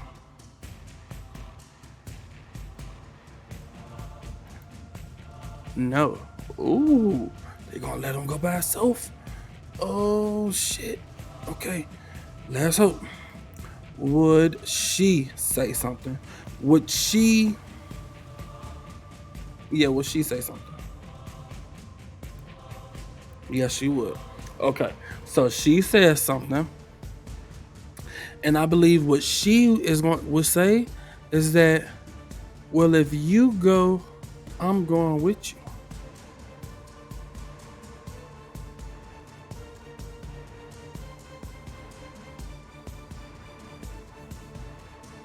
Right? If you go, I'm going with you, and I'm gonna roll it, and I'm gonna roll it for advantage. With advantage, that's what she say, and she got it. It's like barely. It's like she almost didn't want to. It's like, do I really want to go? Like it's dangerous out there. Do I really want to go with him? And that 11 is like, Leo, if you go, I'm going with you then. And she like chases behind him and like is like over there with him. And it kind of leaves the other four like, are you sure you want to do that? And I said it before I even rolled. So 1, 2, 3, 4. Let's see who just said that. Who says that? Kiba. Of course it would be Kiba. Kiba says he reaches like, are you sure you want to do that? You don't have to go with him. It's dangerous out there. We'll. Will he say the rest of this? Nope. Will somebody else say it? Who?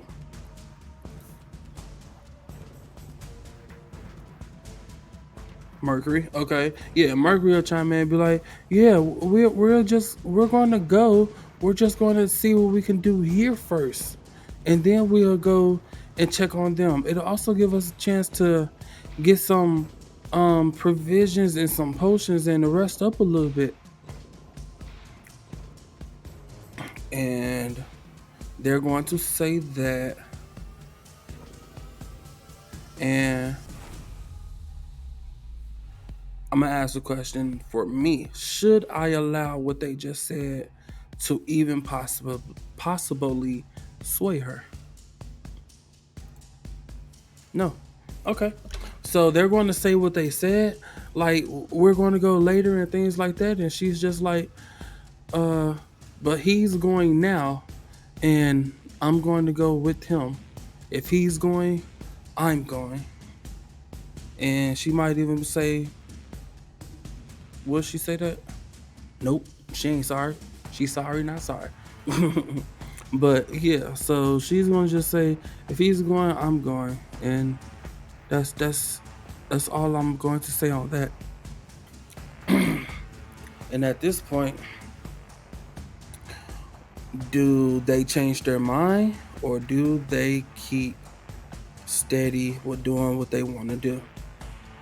Moment of truth. Now this is a big roll. This is a big roll. Okay, so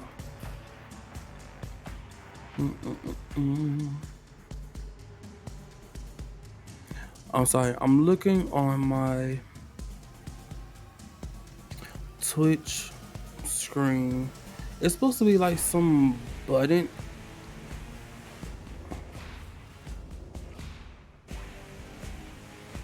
I can click that like,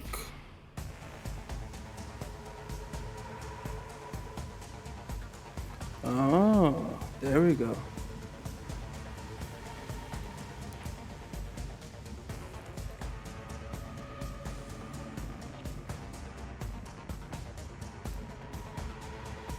Hey, it worked. Okay, cool. So what I was looking for was like these, it's this thing called string. It's like markers. It's for like when I'm doing my highlights and things. For those of you who have seen my highlights, it's just gonna help me do my highlights a little better by helping me mark areas where I wanna, do a highlight at instead of having to like watch the whole video and go through it. It's my problem, not your problem, but it's my problem. Okay, so with that being said, let's jump back to the right screen. Okay, so big question. Do they change their minds and keep the party together, or do they continue and do what they said they were going to do? So the question is, do they change their minds? And I'm talking about this party here. This party here. Do they change their... Oh, crap. I messed up. Crap. How about I just do that, do that, do that, put you back. And... okay, so yeah, do this party here, change their mind. Big roll, big roll, big roll. Ooh, they do. They do. They chaotic good. They chaotic good. They can't let that man go out there by himself. They can't let that man go out there by himself. So even though they, both of them, Mercury, Kiba, so wait. Do I want to be that petty? Do I want to see do everybody change their mind or just do a couple of people change their mind? I'm gonna just ask.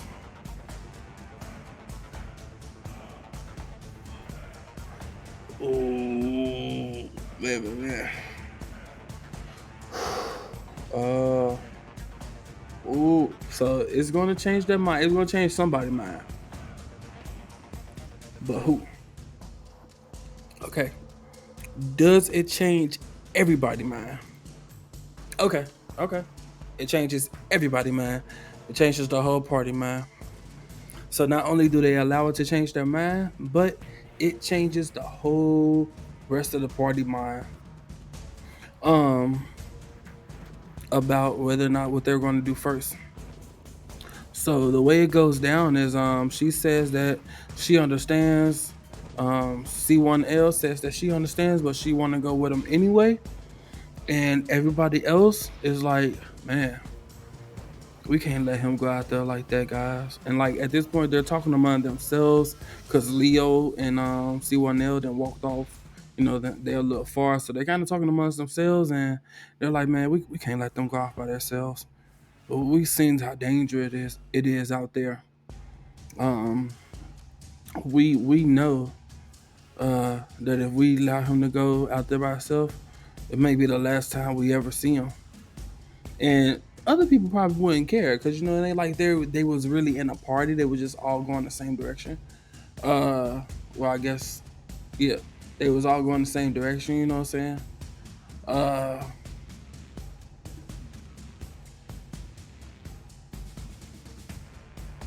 And I paused because I just thought like a flaw with what I just said, but I'm not gonna bring it to light about them not really being a party.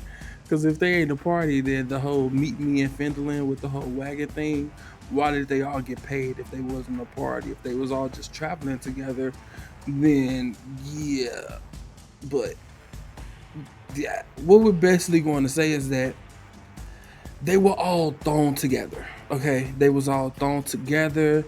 It was like Rockseeker saw 10 random people who look like they can carry themselves at the port. He had this wagon that he had to bring back to Finland, but it was slowing him down. He wanted to get there faster on his horses, and he couldn't do that with this wagon. So he saw these 10 adventurers getting off this boat. He talked to them, found out that they was finna go to Finland anyway, or maybe they just needed some money, and said, hey, when y'all get there, if y'all take this wagon with you, since you're going anyway, and you want to make some money, hey, we give you 10 gold to deliver this wagon. Cool. Everybody, they ain't really party up, but they was like, cool, that's where we're going then. And that's where they went. And in the process, 4 of them died. So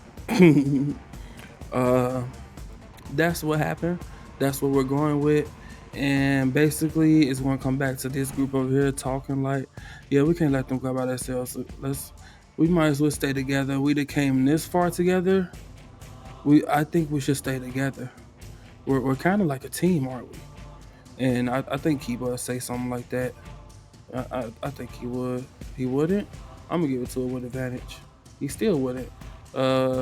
Would keep okay? So would anybody say something like that? So it ain't Kiba, but would anybody say something like that?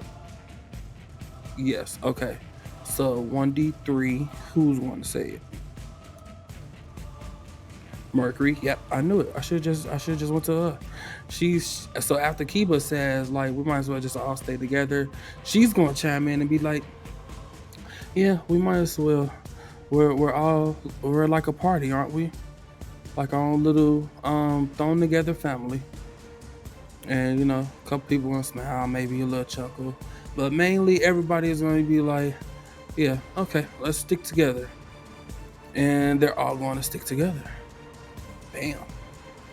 So they all decide to actually stick together. They chase after Leo. Copy,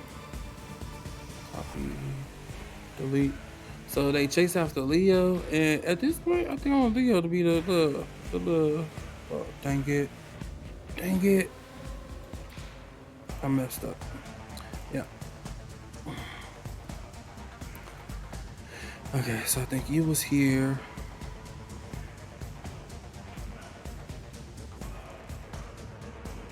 Dang, I ain't got y'all on no other map either, do I? Nope. Okay, so I'm gonna have to... I lost my commoner tokens. I'm gonna have to redo them. Okay, so what I'm gonna have to do is basically create me an area. I don't need that one. But I need you. I need you. And I need you. Now I gotta redo y'all. It's all good. Cause I'm finna save y'all this time. And Leo. Bam. So Leo is gonna be the icon of the party. That's all I was trying to switch.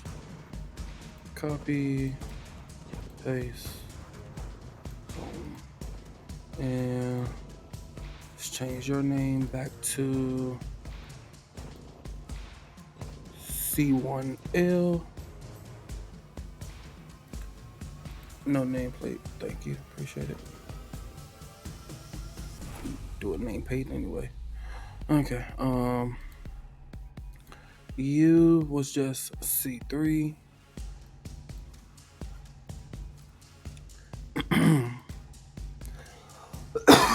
Excuse me. And you,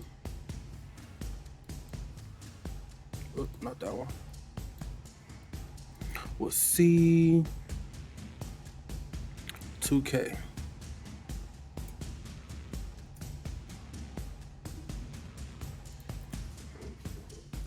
Not only that, but you, my darling,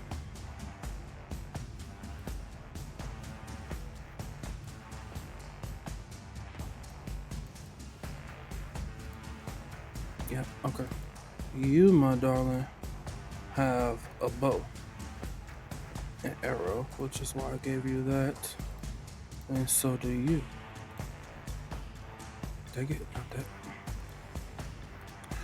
Dun, dun, dun, dun, dun. Okay, now we're back in action. Now I can copy. Also, I'm gonna just keep you on this page here so I can always come back to you if I need you. Just put you up there. Okay. So with that, as the party like catches up with Leo, they head back off to the wilderness. Walking back up and off the map. So they're going to travel probably for like another half a day or so. Within this time, they don't really do anything. I'm not going to roll for adventure.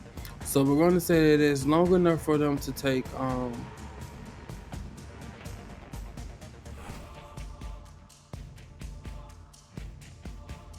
they travel long enough for them, a half a day. That's long enough for them to take a rest. A nice little rest, a long rest. I'll give it to them so they can get everything back. They're still level 1s. What I do need to do is, how much experience you get for a goblin?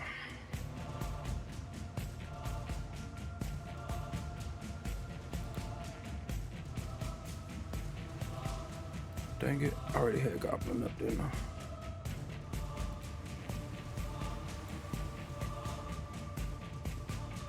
No? Nope, I didn't. Okay.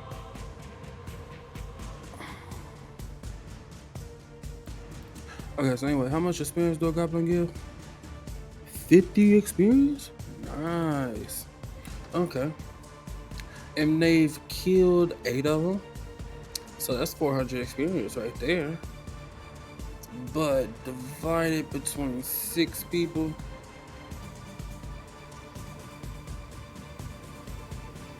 Yeah, divided between 6 people ain't good. So, what is that? Do they even divide equally? 6, 12, 18, 24, 30, 36. So they get like 60 something. Probably less than 65, probably like 63 or something like that. That sucks. I hate splitting experience, man. I should just but really I should focus on the main adventures with the experience. But I did say if the commoners made it to Finland, that I would not only give them names, but also give them a class.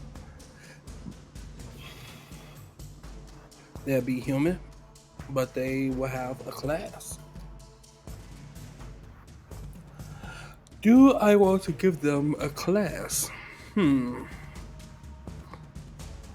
That'll take it to 6 adventurers total.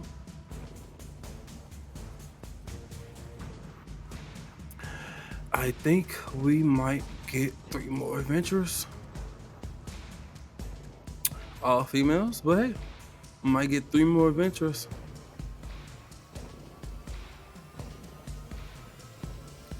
Or do I want to make them have to go through one more battle? I don't think they're gonna make it through this next battle though. Trust me.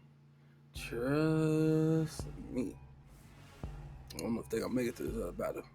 They probably need to upgrade in order to make it through this next battle. Okay, so with that being said, let's go ahead and let me check. Yeah, I'm good. Okay. So with that being said, let me go ahead and go to this one. So the party is going to arrive back over here onto this map. And why don't none of y'all have vision on? I would never know.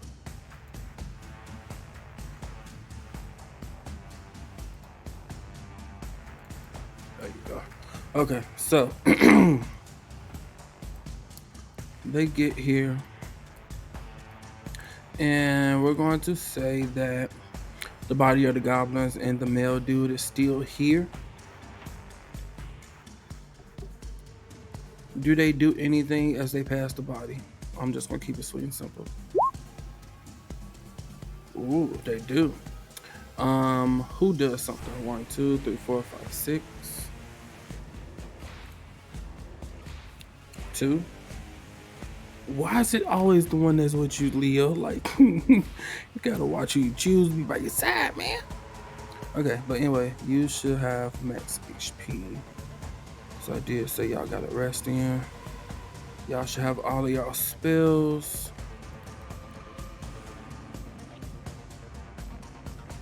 And hit dice. Spells and all of that are back.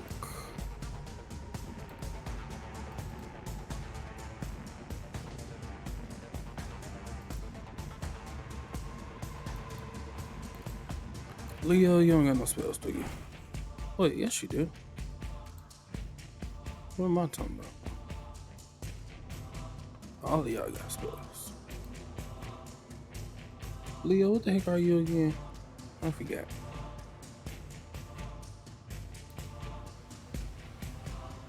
What the heck are you? Artificial. Okay. Yeah. So yeah, as you get to level 2 and things like that, you're gonna start getting complicated. Yeah. Oh, sorry. No offense to the artificials out there. So, okay, cool. And okay, so she's gonna do something as she walks past the body. Let's find out what she's going to do. She in front, so I want to say, like, will she check the body or something? Will she check the body? Let's see if she will check the body. No, okay, absolutely not. She wouldn't check the body.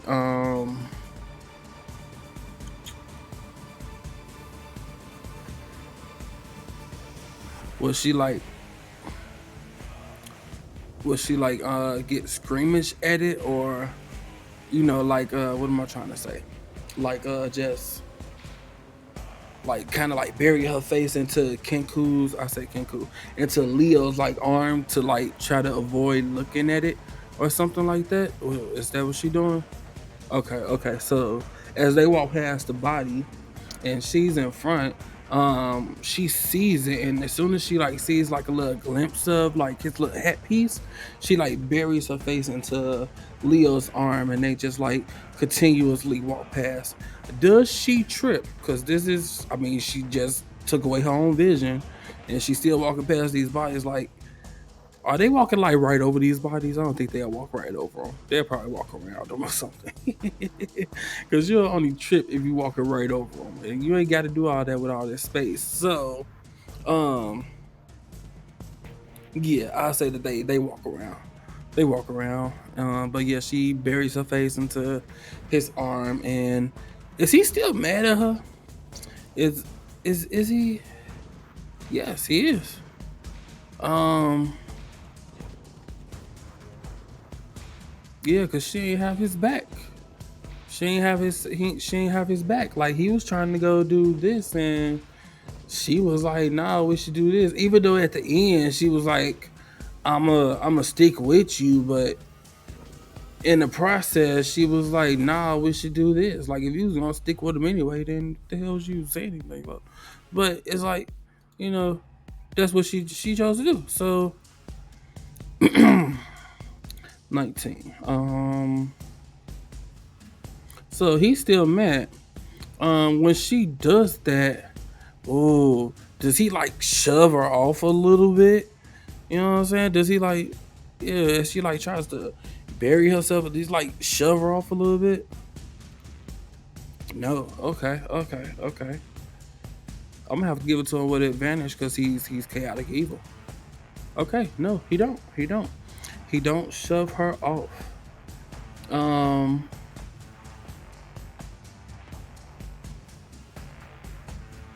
Ooh. Oh. Does he say something? No. Okay. He doesn't say nothing. He doesn't shove her off.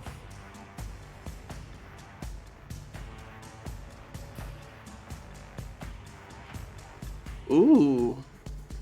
Does do he stop and do something to the body?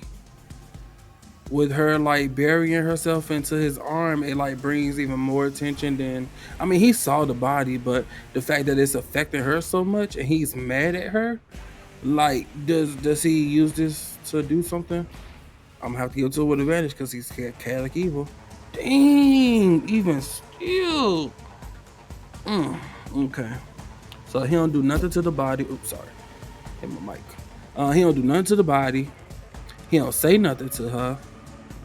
And he don't shove her off. But he is still mad at her. What is one more thing he could do?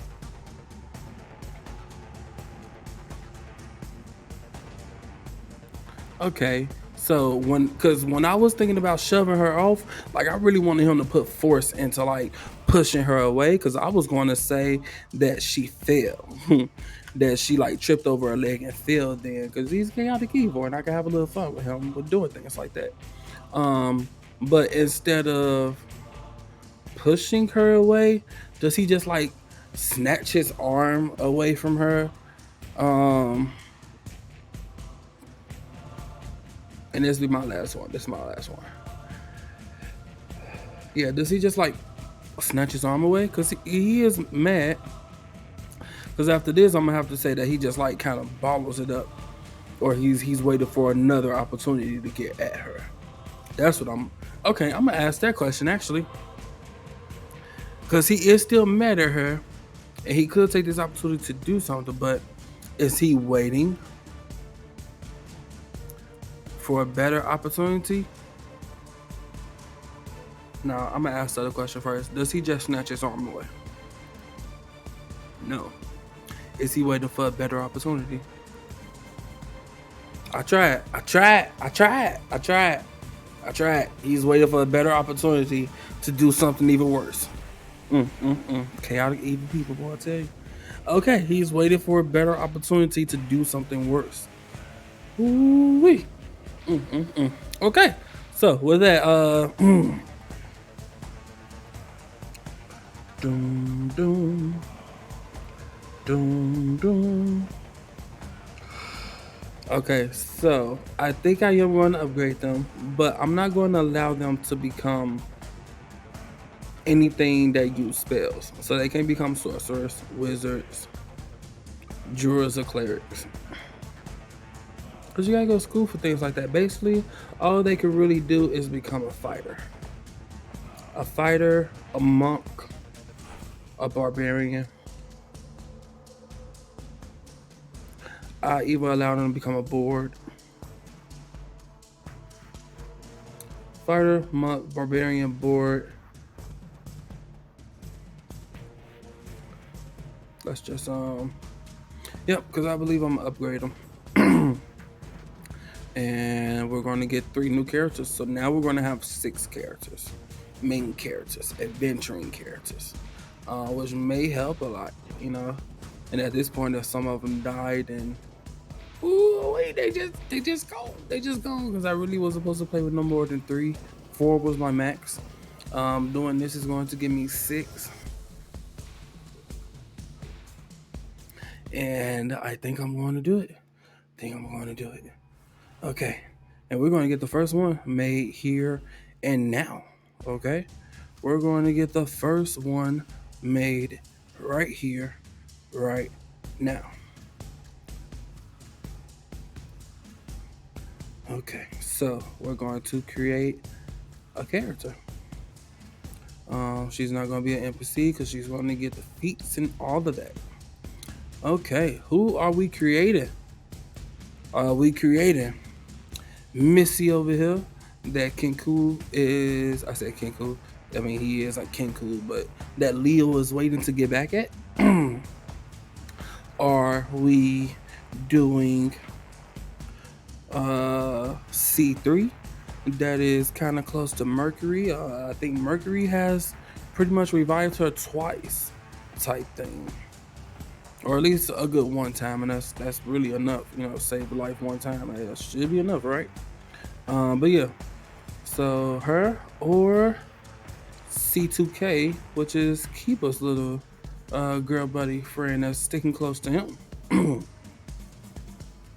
With that being said, I mean, because technically she used to be Kiba girl, but she got interested in Leo. Hey, that's what the dice said. That's what happened. Hey, that's what it was. So who are we doing? 1, 2, or 3? Let's find out. Ooh, okay. So we're gonna do one over here with Mercury. Okay, so let's find out what she is. And let's pick a name. Free roller. I don't know what this name is, but I'm trying to like get a name out of this name. I see the word Rose and Free. She's gonna be called Free Rose.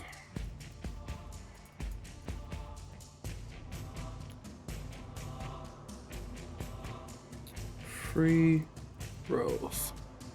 Hey, no ask. That's what I saw. I'll probably just call her Rose for short.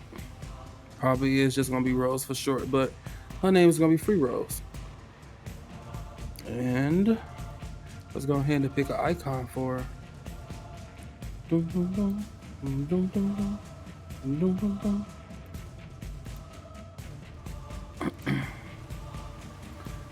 Let's see.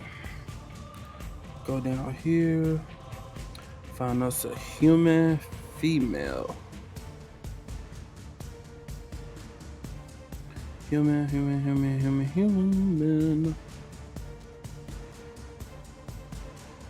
Okay, here we go. Nope, don't want to use you.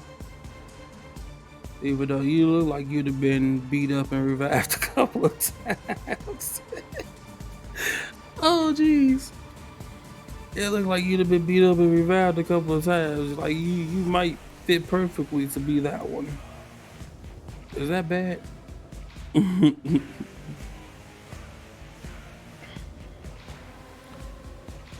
I should just use it. Just go ahead and use it. Whatever. Alright, fine. Hey Free Rose, how you doing? I'm sorry, I didn't mean to laugh like that. So we finally can delete this token. Cause you actually have a token now. What? You have an actual token now. You're not just a commoner anymore. Okay. So with that being said, so what I am going to do is that 400 experience that I was talking about earlier, I'm actually going to increase to 600, and we're going to give all our main adventurers, Leo, Mercury, and Kiba, 200 experience each. And the fact that I'm leveling up these commoners, that's going to be their experience right there, because they ain't going to be as weak no more now. Still can die, still going to probably have no health, but they're going to be a lot stronger, more abilities, more usage out of them, things of that nature. So yeah, so I would give each one of them 200 experience points. Whoops.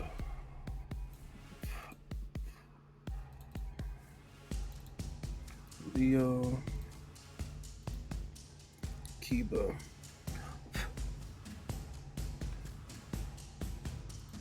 and Mercury. Dum, dum, dum, dum, dum, dum. Okay. Now, let's keep going. Save that.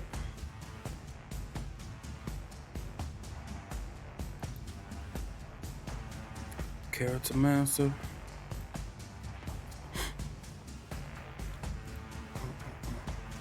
Okay, so what races do they get to pick from? I mean, not race, because they're human, so I'm not even gonna go through that. Ooh, but even though they are human, I could give them like one of these types of humans. Or they could just be a regular human. So we're gonna roll for it. We have regular human as number 1. And then what other kind of humans we got? 2, 3, 4, 5, 6. So we got 6 different kind of humans. Technically,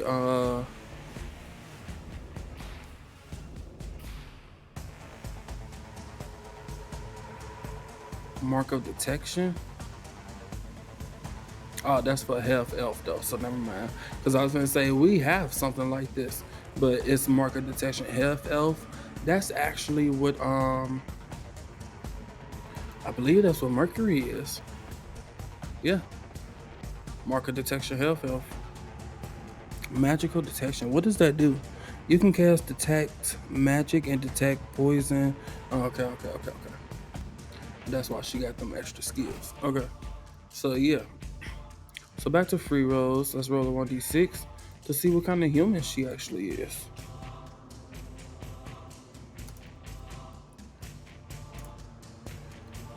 Human number 4. Human number 1 was regular human. Right there. Human number 4 would be 2, 3, 4. Mark of making human. Okay. Let's see what that is.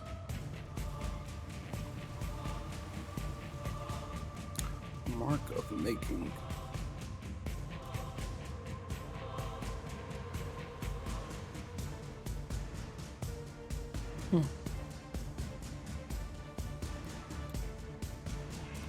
I want to see a little bit more of this.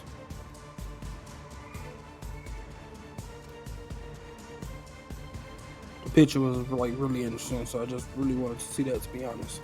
Okay, let's bring you back in. And so what is it about a mark of making?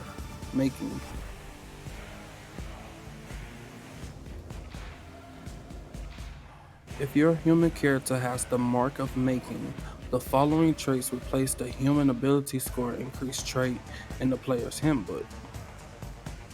You gain proficiency with one type of artisan tool of your choice. Spill, smell. Okay, here we go. Identify tensor floating disc. What the heck is that? Tensors floating disc. One action. An unoccupied space of your choice you can see within range. Well, I say it's only for wizard.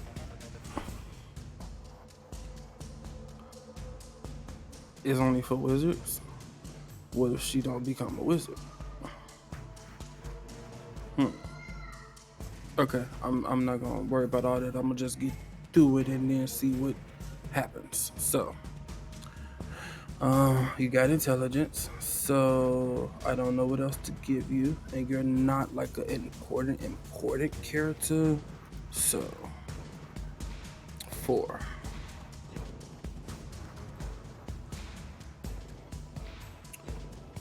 Which one was 4? 3, 4 wisdom.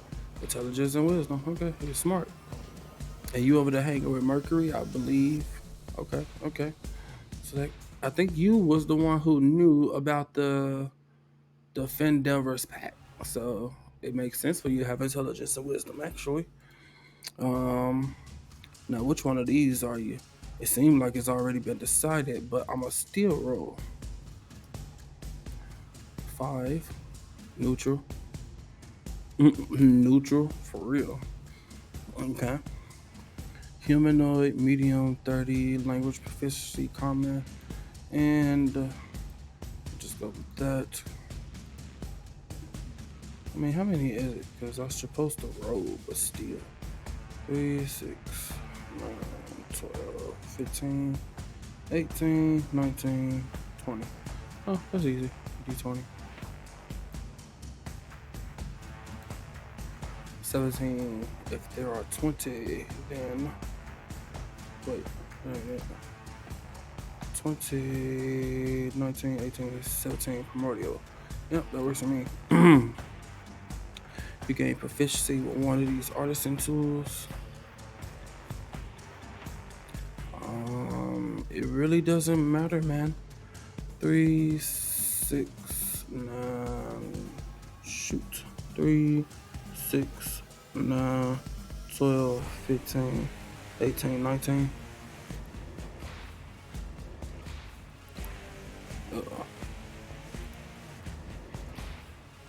17. So these 17s. Okay. So if it was 19, 18, 17, Tinkerer's tool. Cool. Artisan's intuition, when you make an arcana check or ability check involving this artisan's tool, you can roll a d4 and add it to it. Okay, that's cool. Learn a couple of things. Cool. Okay, class. That's what I really want to see. Because race, you're a human. It's cool that we got 6 different kind of humans, but you know. So you cannot become anything like an artificer. You can become a barbarian, a bard, a fighter, a monk, a ranger, a rogue. That's it. You can't become no artificer, no cleric, no druid, no paladin, no sorcerer, warlock, or wizard. And I'm thinking about paladin. Should I allow you to become a paladin? No, because paladins, well, no, ain't nothing wrong with that. Because I was going to say paladins get graces from their gods and things like that, but there's nothing wrong with y'all being a human, commoner, you know what I'm saying? Yeah. So, no artificer, no cleric, no druid.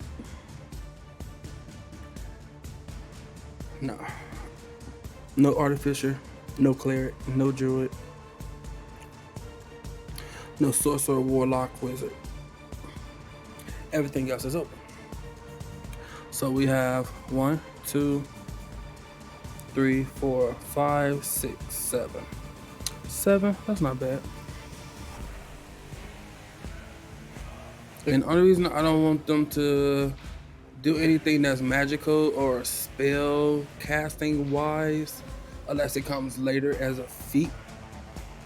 I just don't want them doing anything magical because I don't know. I just don't. How about that? I really don't have a good reason other than my reason of just not wanting too many spellcasters, because that's a lot to keep up with for one. And then now I have 6 characters, so that's just a lot to keep up with. And other than that, might be too OP if it's too many spellcasters. Not only that, but I like fighters. I like up and close like characters, so I kind of want to put some of those in. Yeah, no, I don't want to have to deal with all the match stuff. So anyway, let's keep on.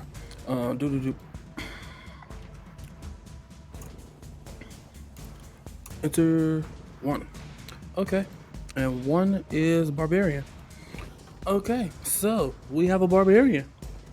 Oh girl that was getting her butt whooped is tired of getting her butt whooped. She's getting mad and she's going to start raging. Rage in the morning. Rage every morning. Yeah. I'm sorry. Why do I be doing that? I zoned out and started singing. Okay. Let's roll a d6 because I'm not finna pick none of this. It ain't gonna really matter until it matter. Bam. And rage up. Unarmored defense. Yep. Yeah, you get more than a 10 AC. It's gonna help a lot right there. Roll for stats. And actually, because y'all are commoners, I'm just gonna let y'all keep whatever it is y'all roll. I'm not even gonna roll again for y'all. Y'all just gonna keep it. And that ain't bad anyway. You got 60, no, you got 50, 60, 5, 68. Like 75, 74 or something like that. Yep, so that's actually good because it's higher than 70. So what don't you need? You don't need intelligence or wisdom. So wisdom probably last.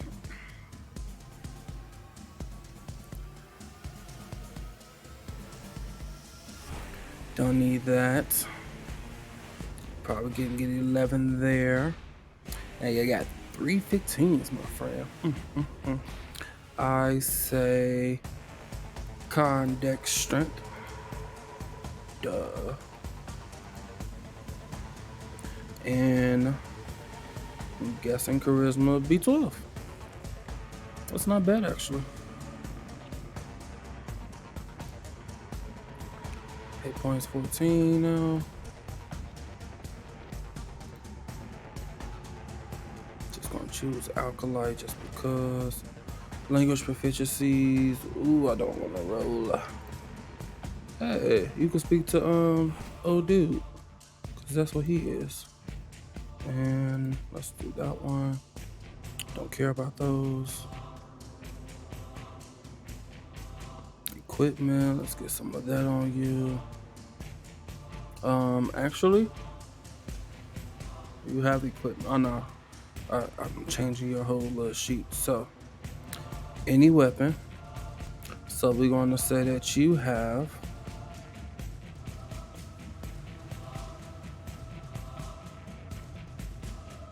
I should give you a trident. Why not? I don't see too many people play with tridents. Give you a trident, and we can go with 2 hand axes. 2 hand axes. Can you hold 2 hand axes? Well, you could throw them, so that works. So yeah, you just throw them. That's fine. Hopefully pick them up. Trident, you can even throw that, so that's cool. And prayer book probably. That seems like what you even got to your hand on your token picture. Here we go. Mark of making human cantrips, mending. Okay. Level 2. Magic weapon. Ooh, okay. What you mean level 2? They at level 2 already? Like, what happened? Hold on. Damn. Free rolls. Apply changes.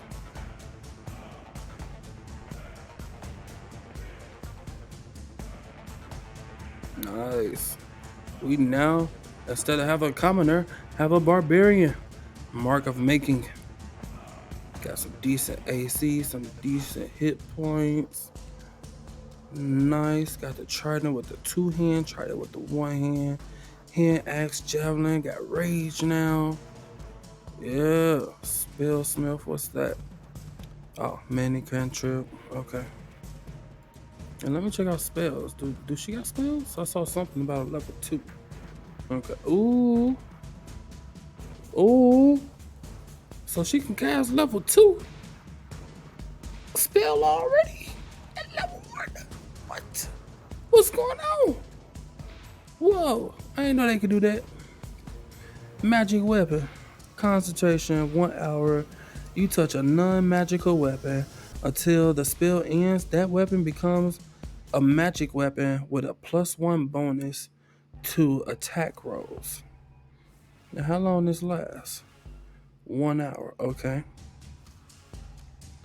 With a +1 bonus to attack rolls and damage rolls. Whoa. So, like, whoa, I'm confused. Cause like, when you cast a spell using a spell slot level 4 or higher, +2, 6 is +3. How many times can he cast this? It's a level 2. So like, how many do this take a spell slot? Like, I'm confused. Hold on. Let me go back. Cause you got magic weapon. Spells on the mark. If you have a spell casting or pack magic class feature, the spells on the marker identify second magic weapon. Okay, so hold on. Cause we ain't got that third, that conjure, barrage, or elemental weapon.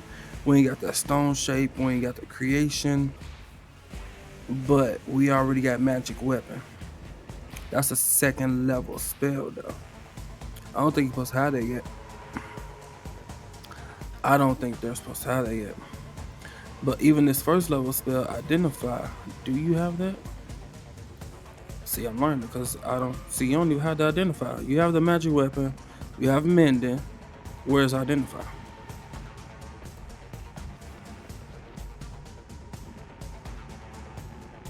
Where's the floating disc?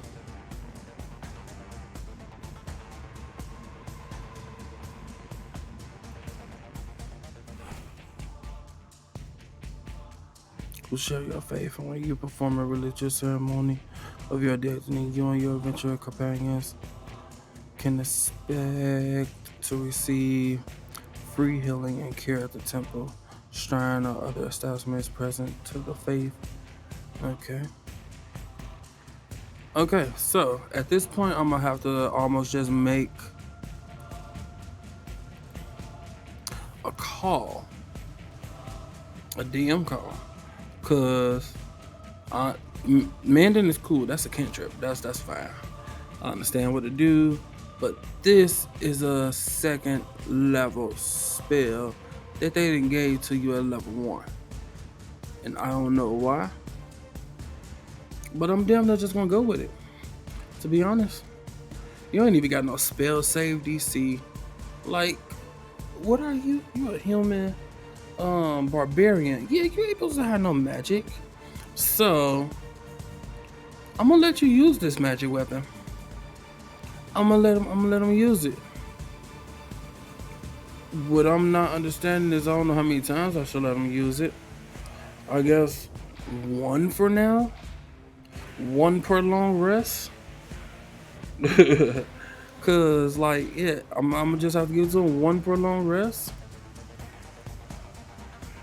I can't even change it. Like, you can't change numbers as a DM, something ain't right. I could change this one, but that one don't really matter. Like, this one tells you how many slots you're supposed to have, and it says 0, but yet, you know, it's like, is this a cantrip too then? Because I will put you up here and use you like a cantrip, like for real. Hold on, because y'all making me mad. Would it be down there, the level 2 thing? I can't change this, so I shouldn't have the spell slots to even change and use this there. So hold on. Magic weapon.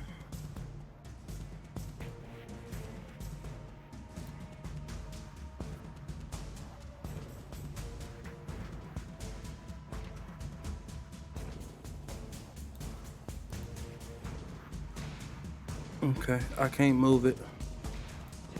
It won't let me just put it where I want. Let me unlock it. Unlock it. I don't think that helps or works or does anything different.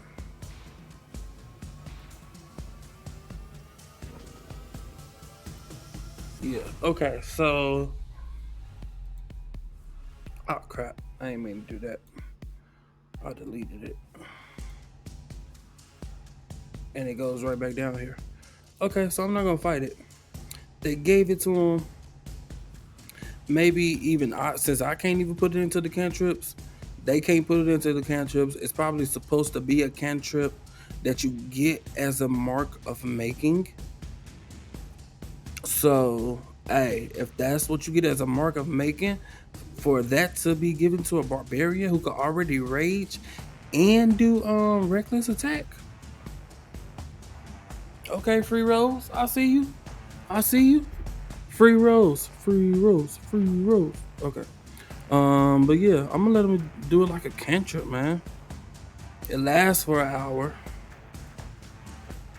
And you touch a non-magical weapon. So basically whatever weapon is in her hand, her trident.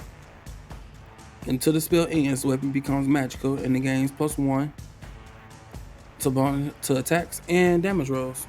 I'm finna just get that to it now. I'm finna just put that, yeah, onto this trident.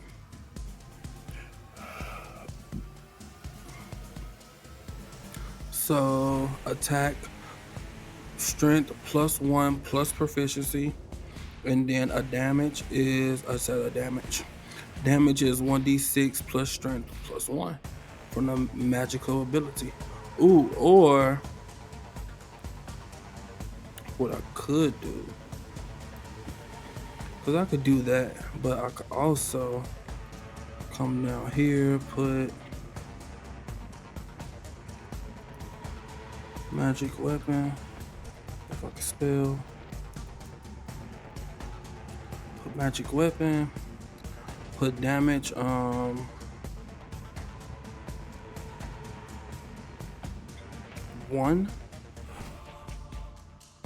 and ain't no crits with it.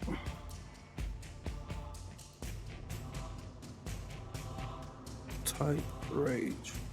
Yeah, damage is 2. Type magic. There we go. So you could rage and get the magic weapon. There we go.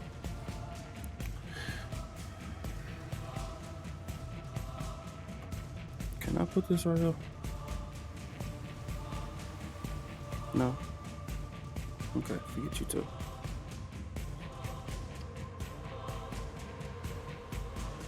Because I don't want to have to keep going to this page just to click on magic weapon. Level 2. It ain't supposed to be level 2, but whatever, submit.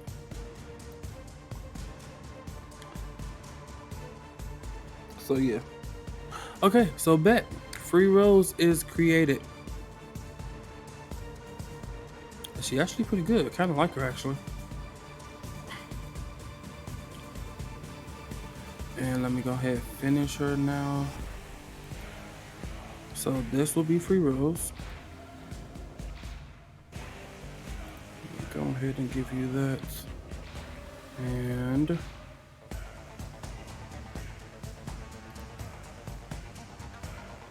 there you go.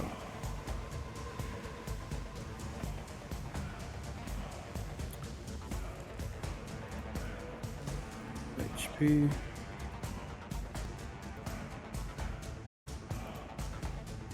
AC. Yeah, that's good, that's good. And save. Free Rose, welcome to the party, baby. Yeah. And now, make sure you select it. Shit, you got the most HP out of everybody. You coming in like that? All right.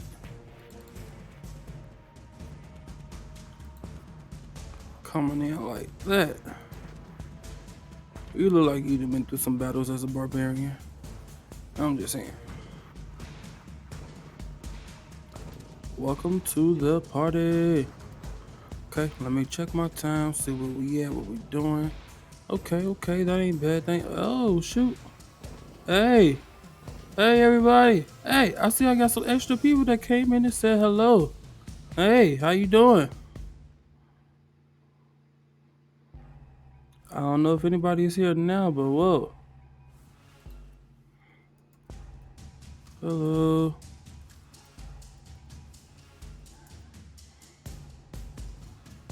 I'm mad that I can't see like these pop-ups while I'm on the game. Hello. What are you working on? I'm not checking in, I guess. Have a lovely day. Oops, not checking in. Not checking chat, I guess. Have a lovely day. No, I'm sorry. I ain't mean to not check my chat. I don't know how. To be honest. Oh gosh.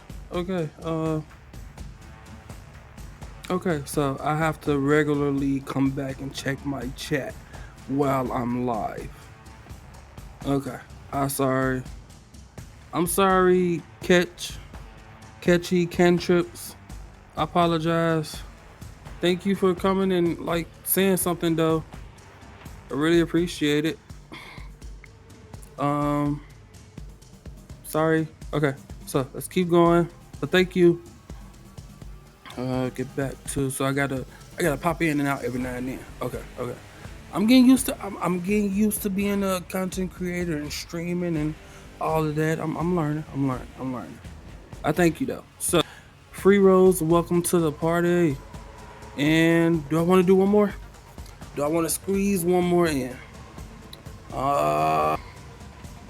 If I do, I have to be kind of quick about it because my family gets home soon. I don't want them to come in being all loud and things like that.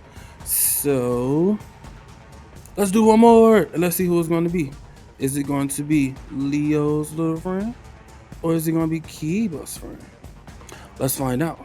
High or low? Hi, Leo's. Okay, let's see what kind of woman you are. Let's go. So let's add us another sheet, character sheet, and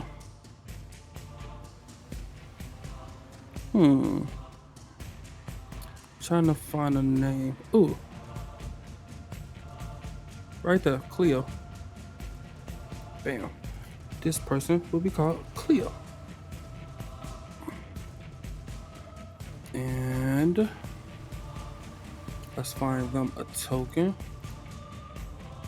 Okay, so we already used you. You are actually a barbarian. And this seems to match with the Cleo type thing for some reason. I don't know why, but if that's the case, then this is probably going to end up being the other girl that's hooked up to Kiba. So hey, it is what it is. Cleo! What's up, Cleo? Let's go.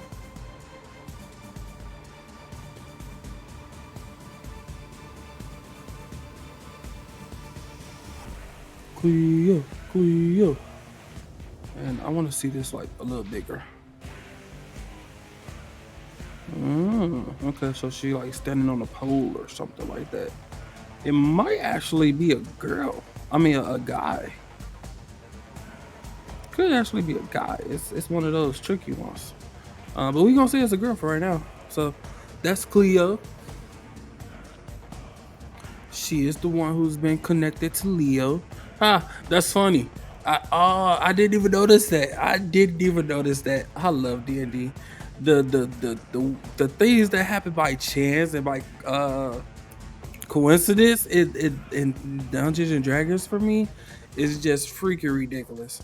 Like, it's her name only became to be Cleo because I saw Cleo in like the weird name that popped up. But Cleo is also Leo's like little companion, who Leo is waiting for better chances to get revenge on. Hey, it is what it is. And I'm just gonna go and check my chat real quick just because. Okay, no, nobody came in and said anything. Okay, just test make sure. Okay, and coming back. So Cleo, let's go. So save those changes, and let's go ahead and delete this icon. We gotta make sure to give you a short bow. No matter what you get, you automatically get a short bow. And actually, you get a scimitar, so I'm gonna give that to you as well. So let me go back to your character sheet real quick. Free rolls. Bam, and let's get you a scimitar because that's what your commoner self of you had found, whatever you want to call it.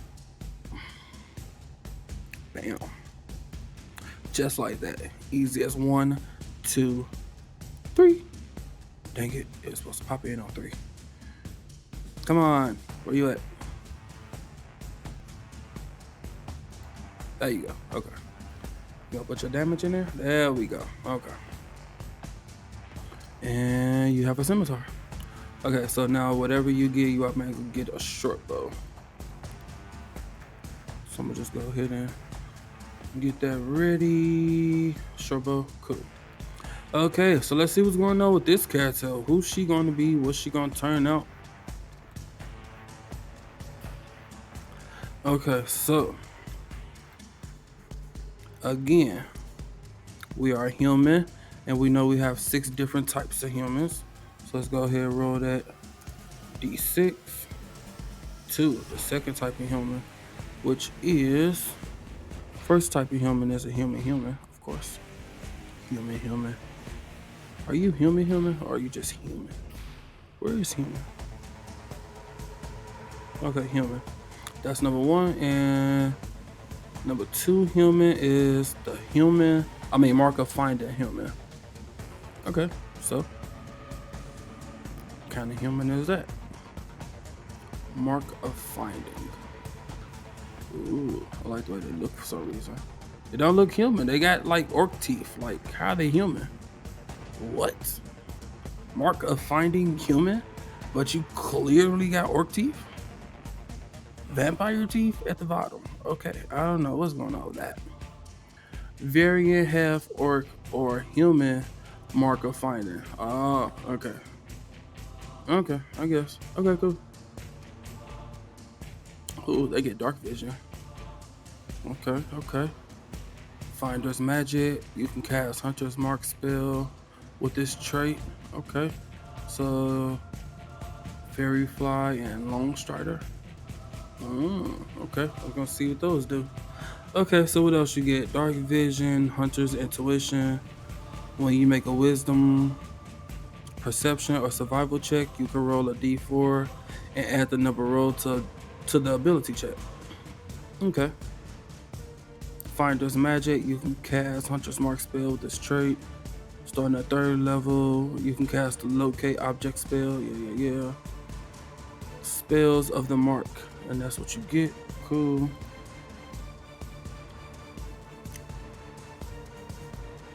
So it seems like all these different type of humans basically just like give them ability to spells to make them a little stronger, make a human a little stronger.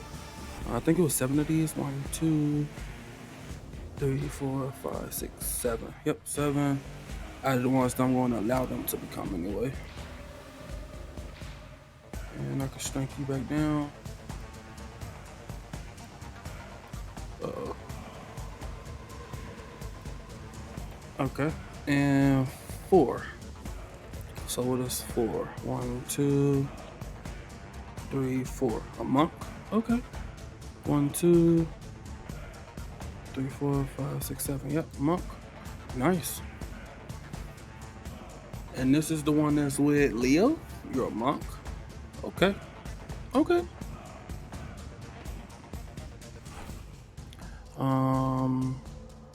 There's a 6. Roll 2 of these D6s. 2 and a 5.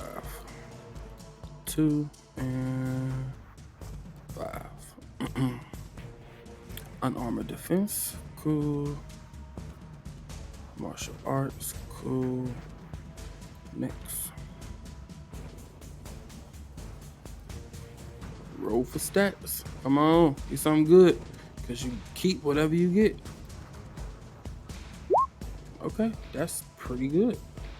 50, 60, 73. Okay.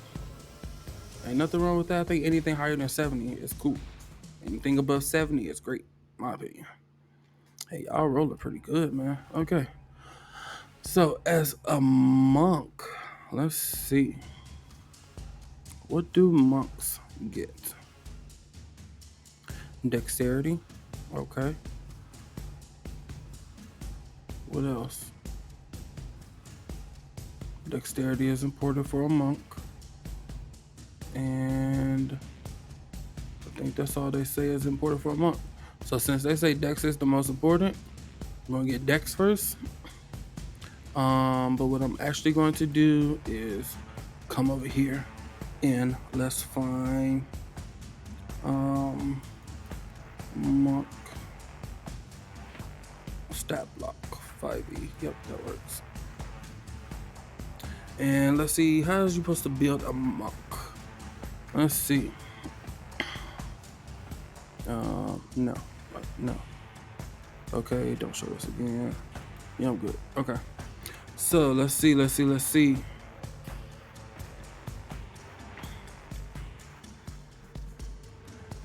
Dex, wisdom, con, strength, intelligence, and charisma don't matter. Basically what you're saying. Okay.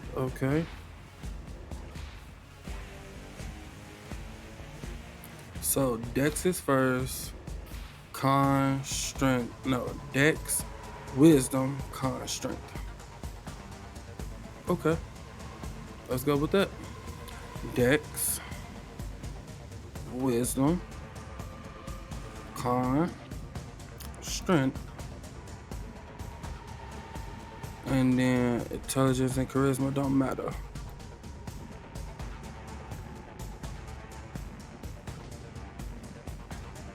Okay. So intelligence, charisma. Cool. Exit out of that. Background, let's go with whatever this is. Skill, language proficiencies, let's go with that. And oh no, I think it's 20 of y'all. I can just do my 2d20s. 3 and 19. We already got common. We don't need common again. So high, low. Low, so what's below common? Deep speech. And 19, second from last. Under common. Okay. Not gonna worry about none of those. Next.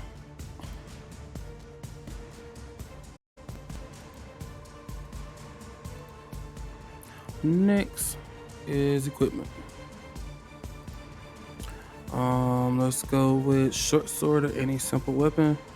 A monk can use a short sword?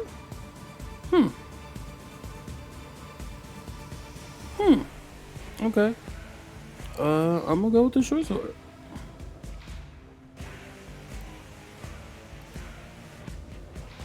Explorers pack. And scroll containing the text of a law important to you. Bottle of blue ink, pen, set of fine clothes, a belt pouch containing 10 gold, and 1 minted Xenar coin, whatever those are.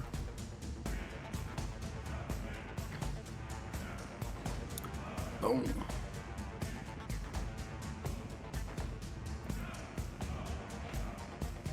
Get Hunter's Mark at level 1. Name is Cleo. Mix it with the Leo. Oh, sorry, my bad. And Cleo, mix it with the Leo. I don't know, I like that.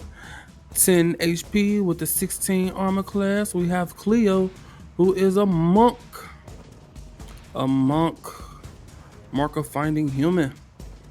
This monk can use a short sword and Hunter's Mark.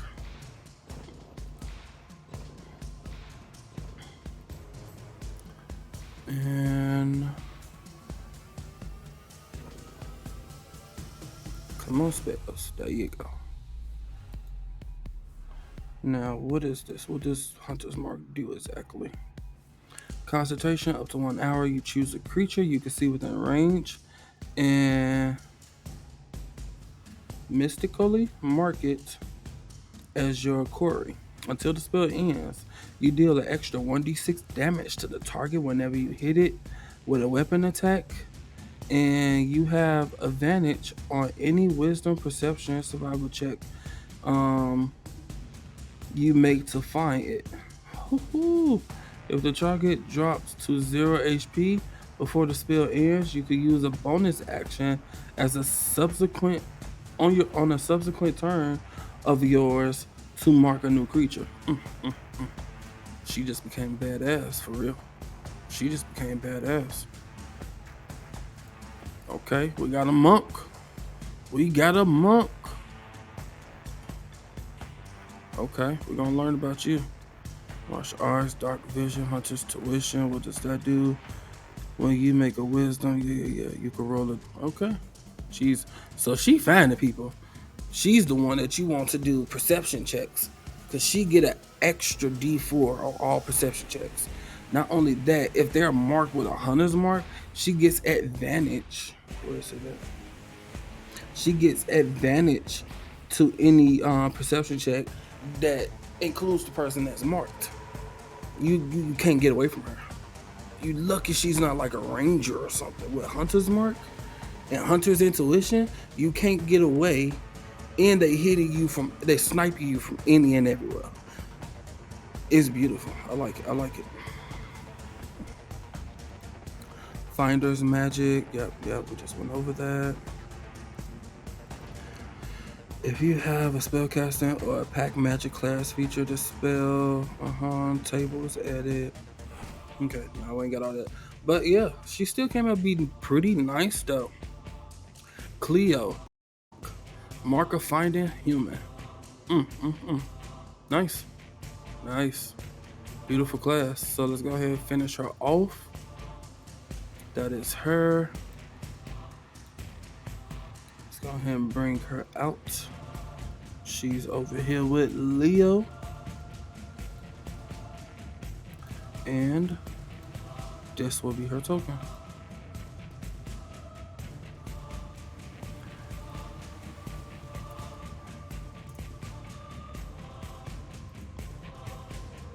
AC.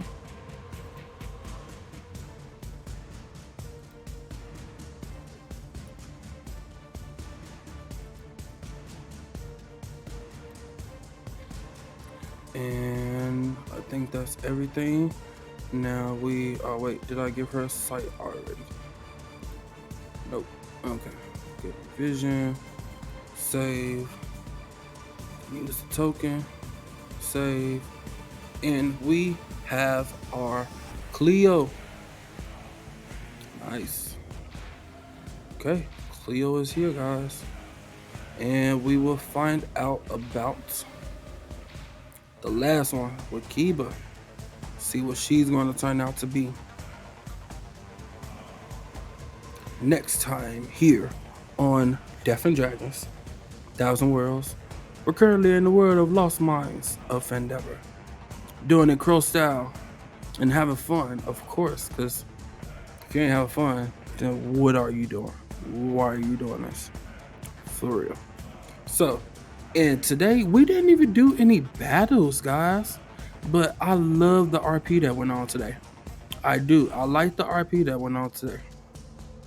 It was nice. It was refreshing. They had a little confrontation, but it all worked out together. It kind of like pretty much brought them even closer together.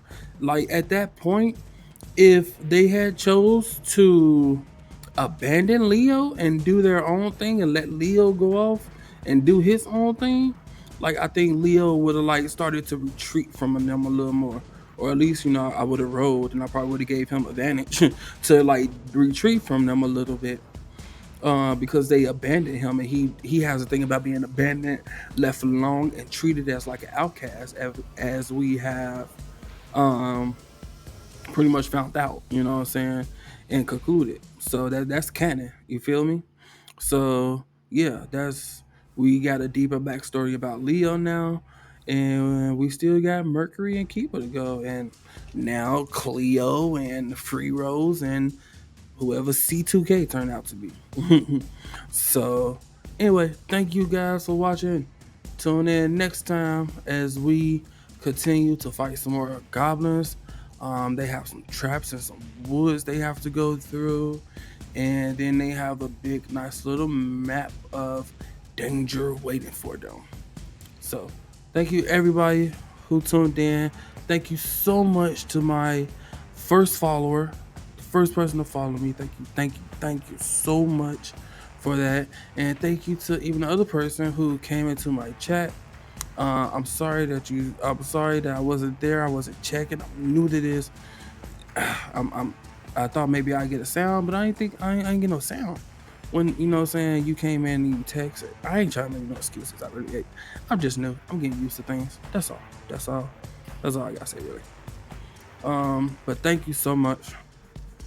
I don't know my own name until now. My very first follower. Thank you. Appreciate it. And Catchy Kentrips, I appreciate you too. You came in and you tried to interact with me, but I wasn't paying attention to my texts, my message. I didn't know I got to switch back and forth and things of that nature. But I'm learning, and I just want to say thank you for popping in and checking me out for a little bit. You did. Appreciate it, and I'm out. Dun, dun, dun, dun, dun.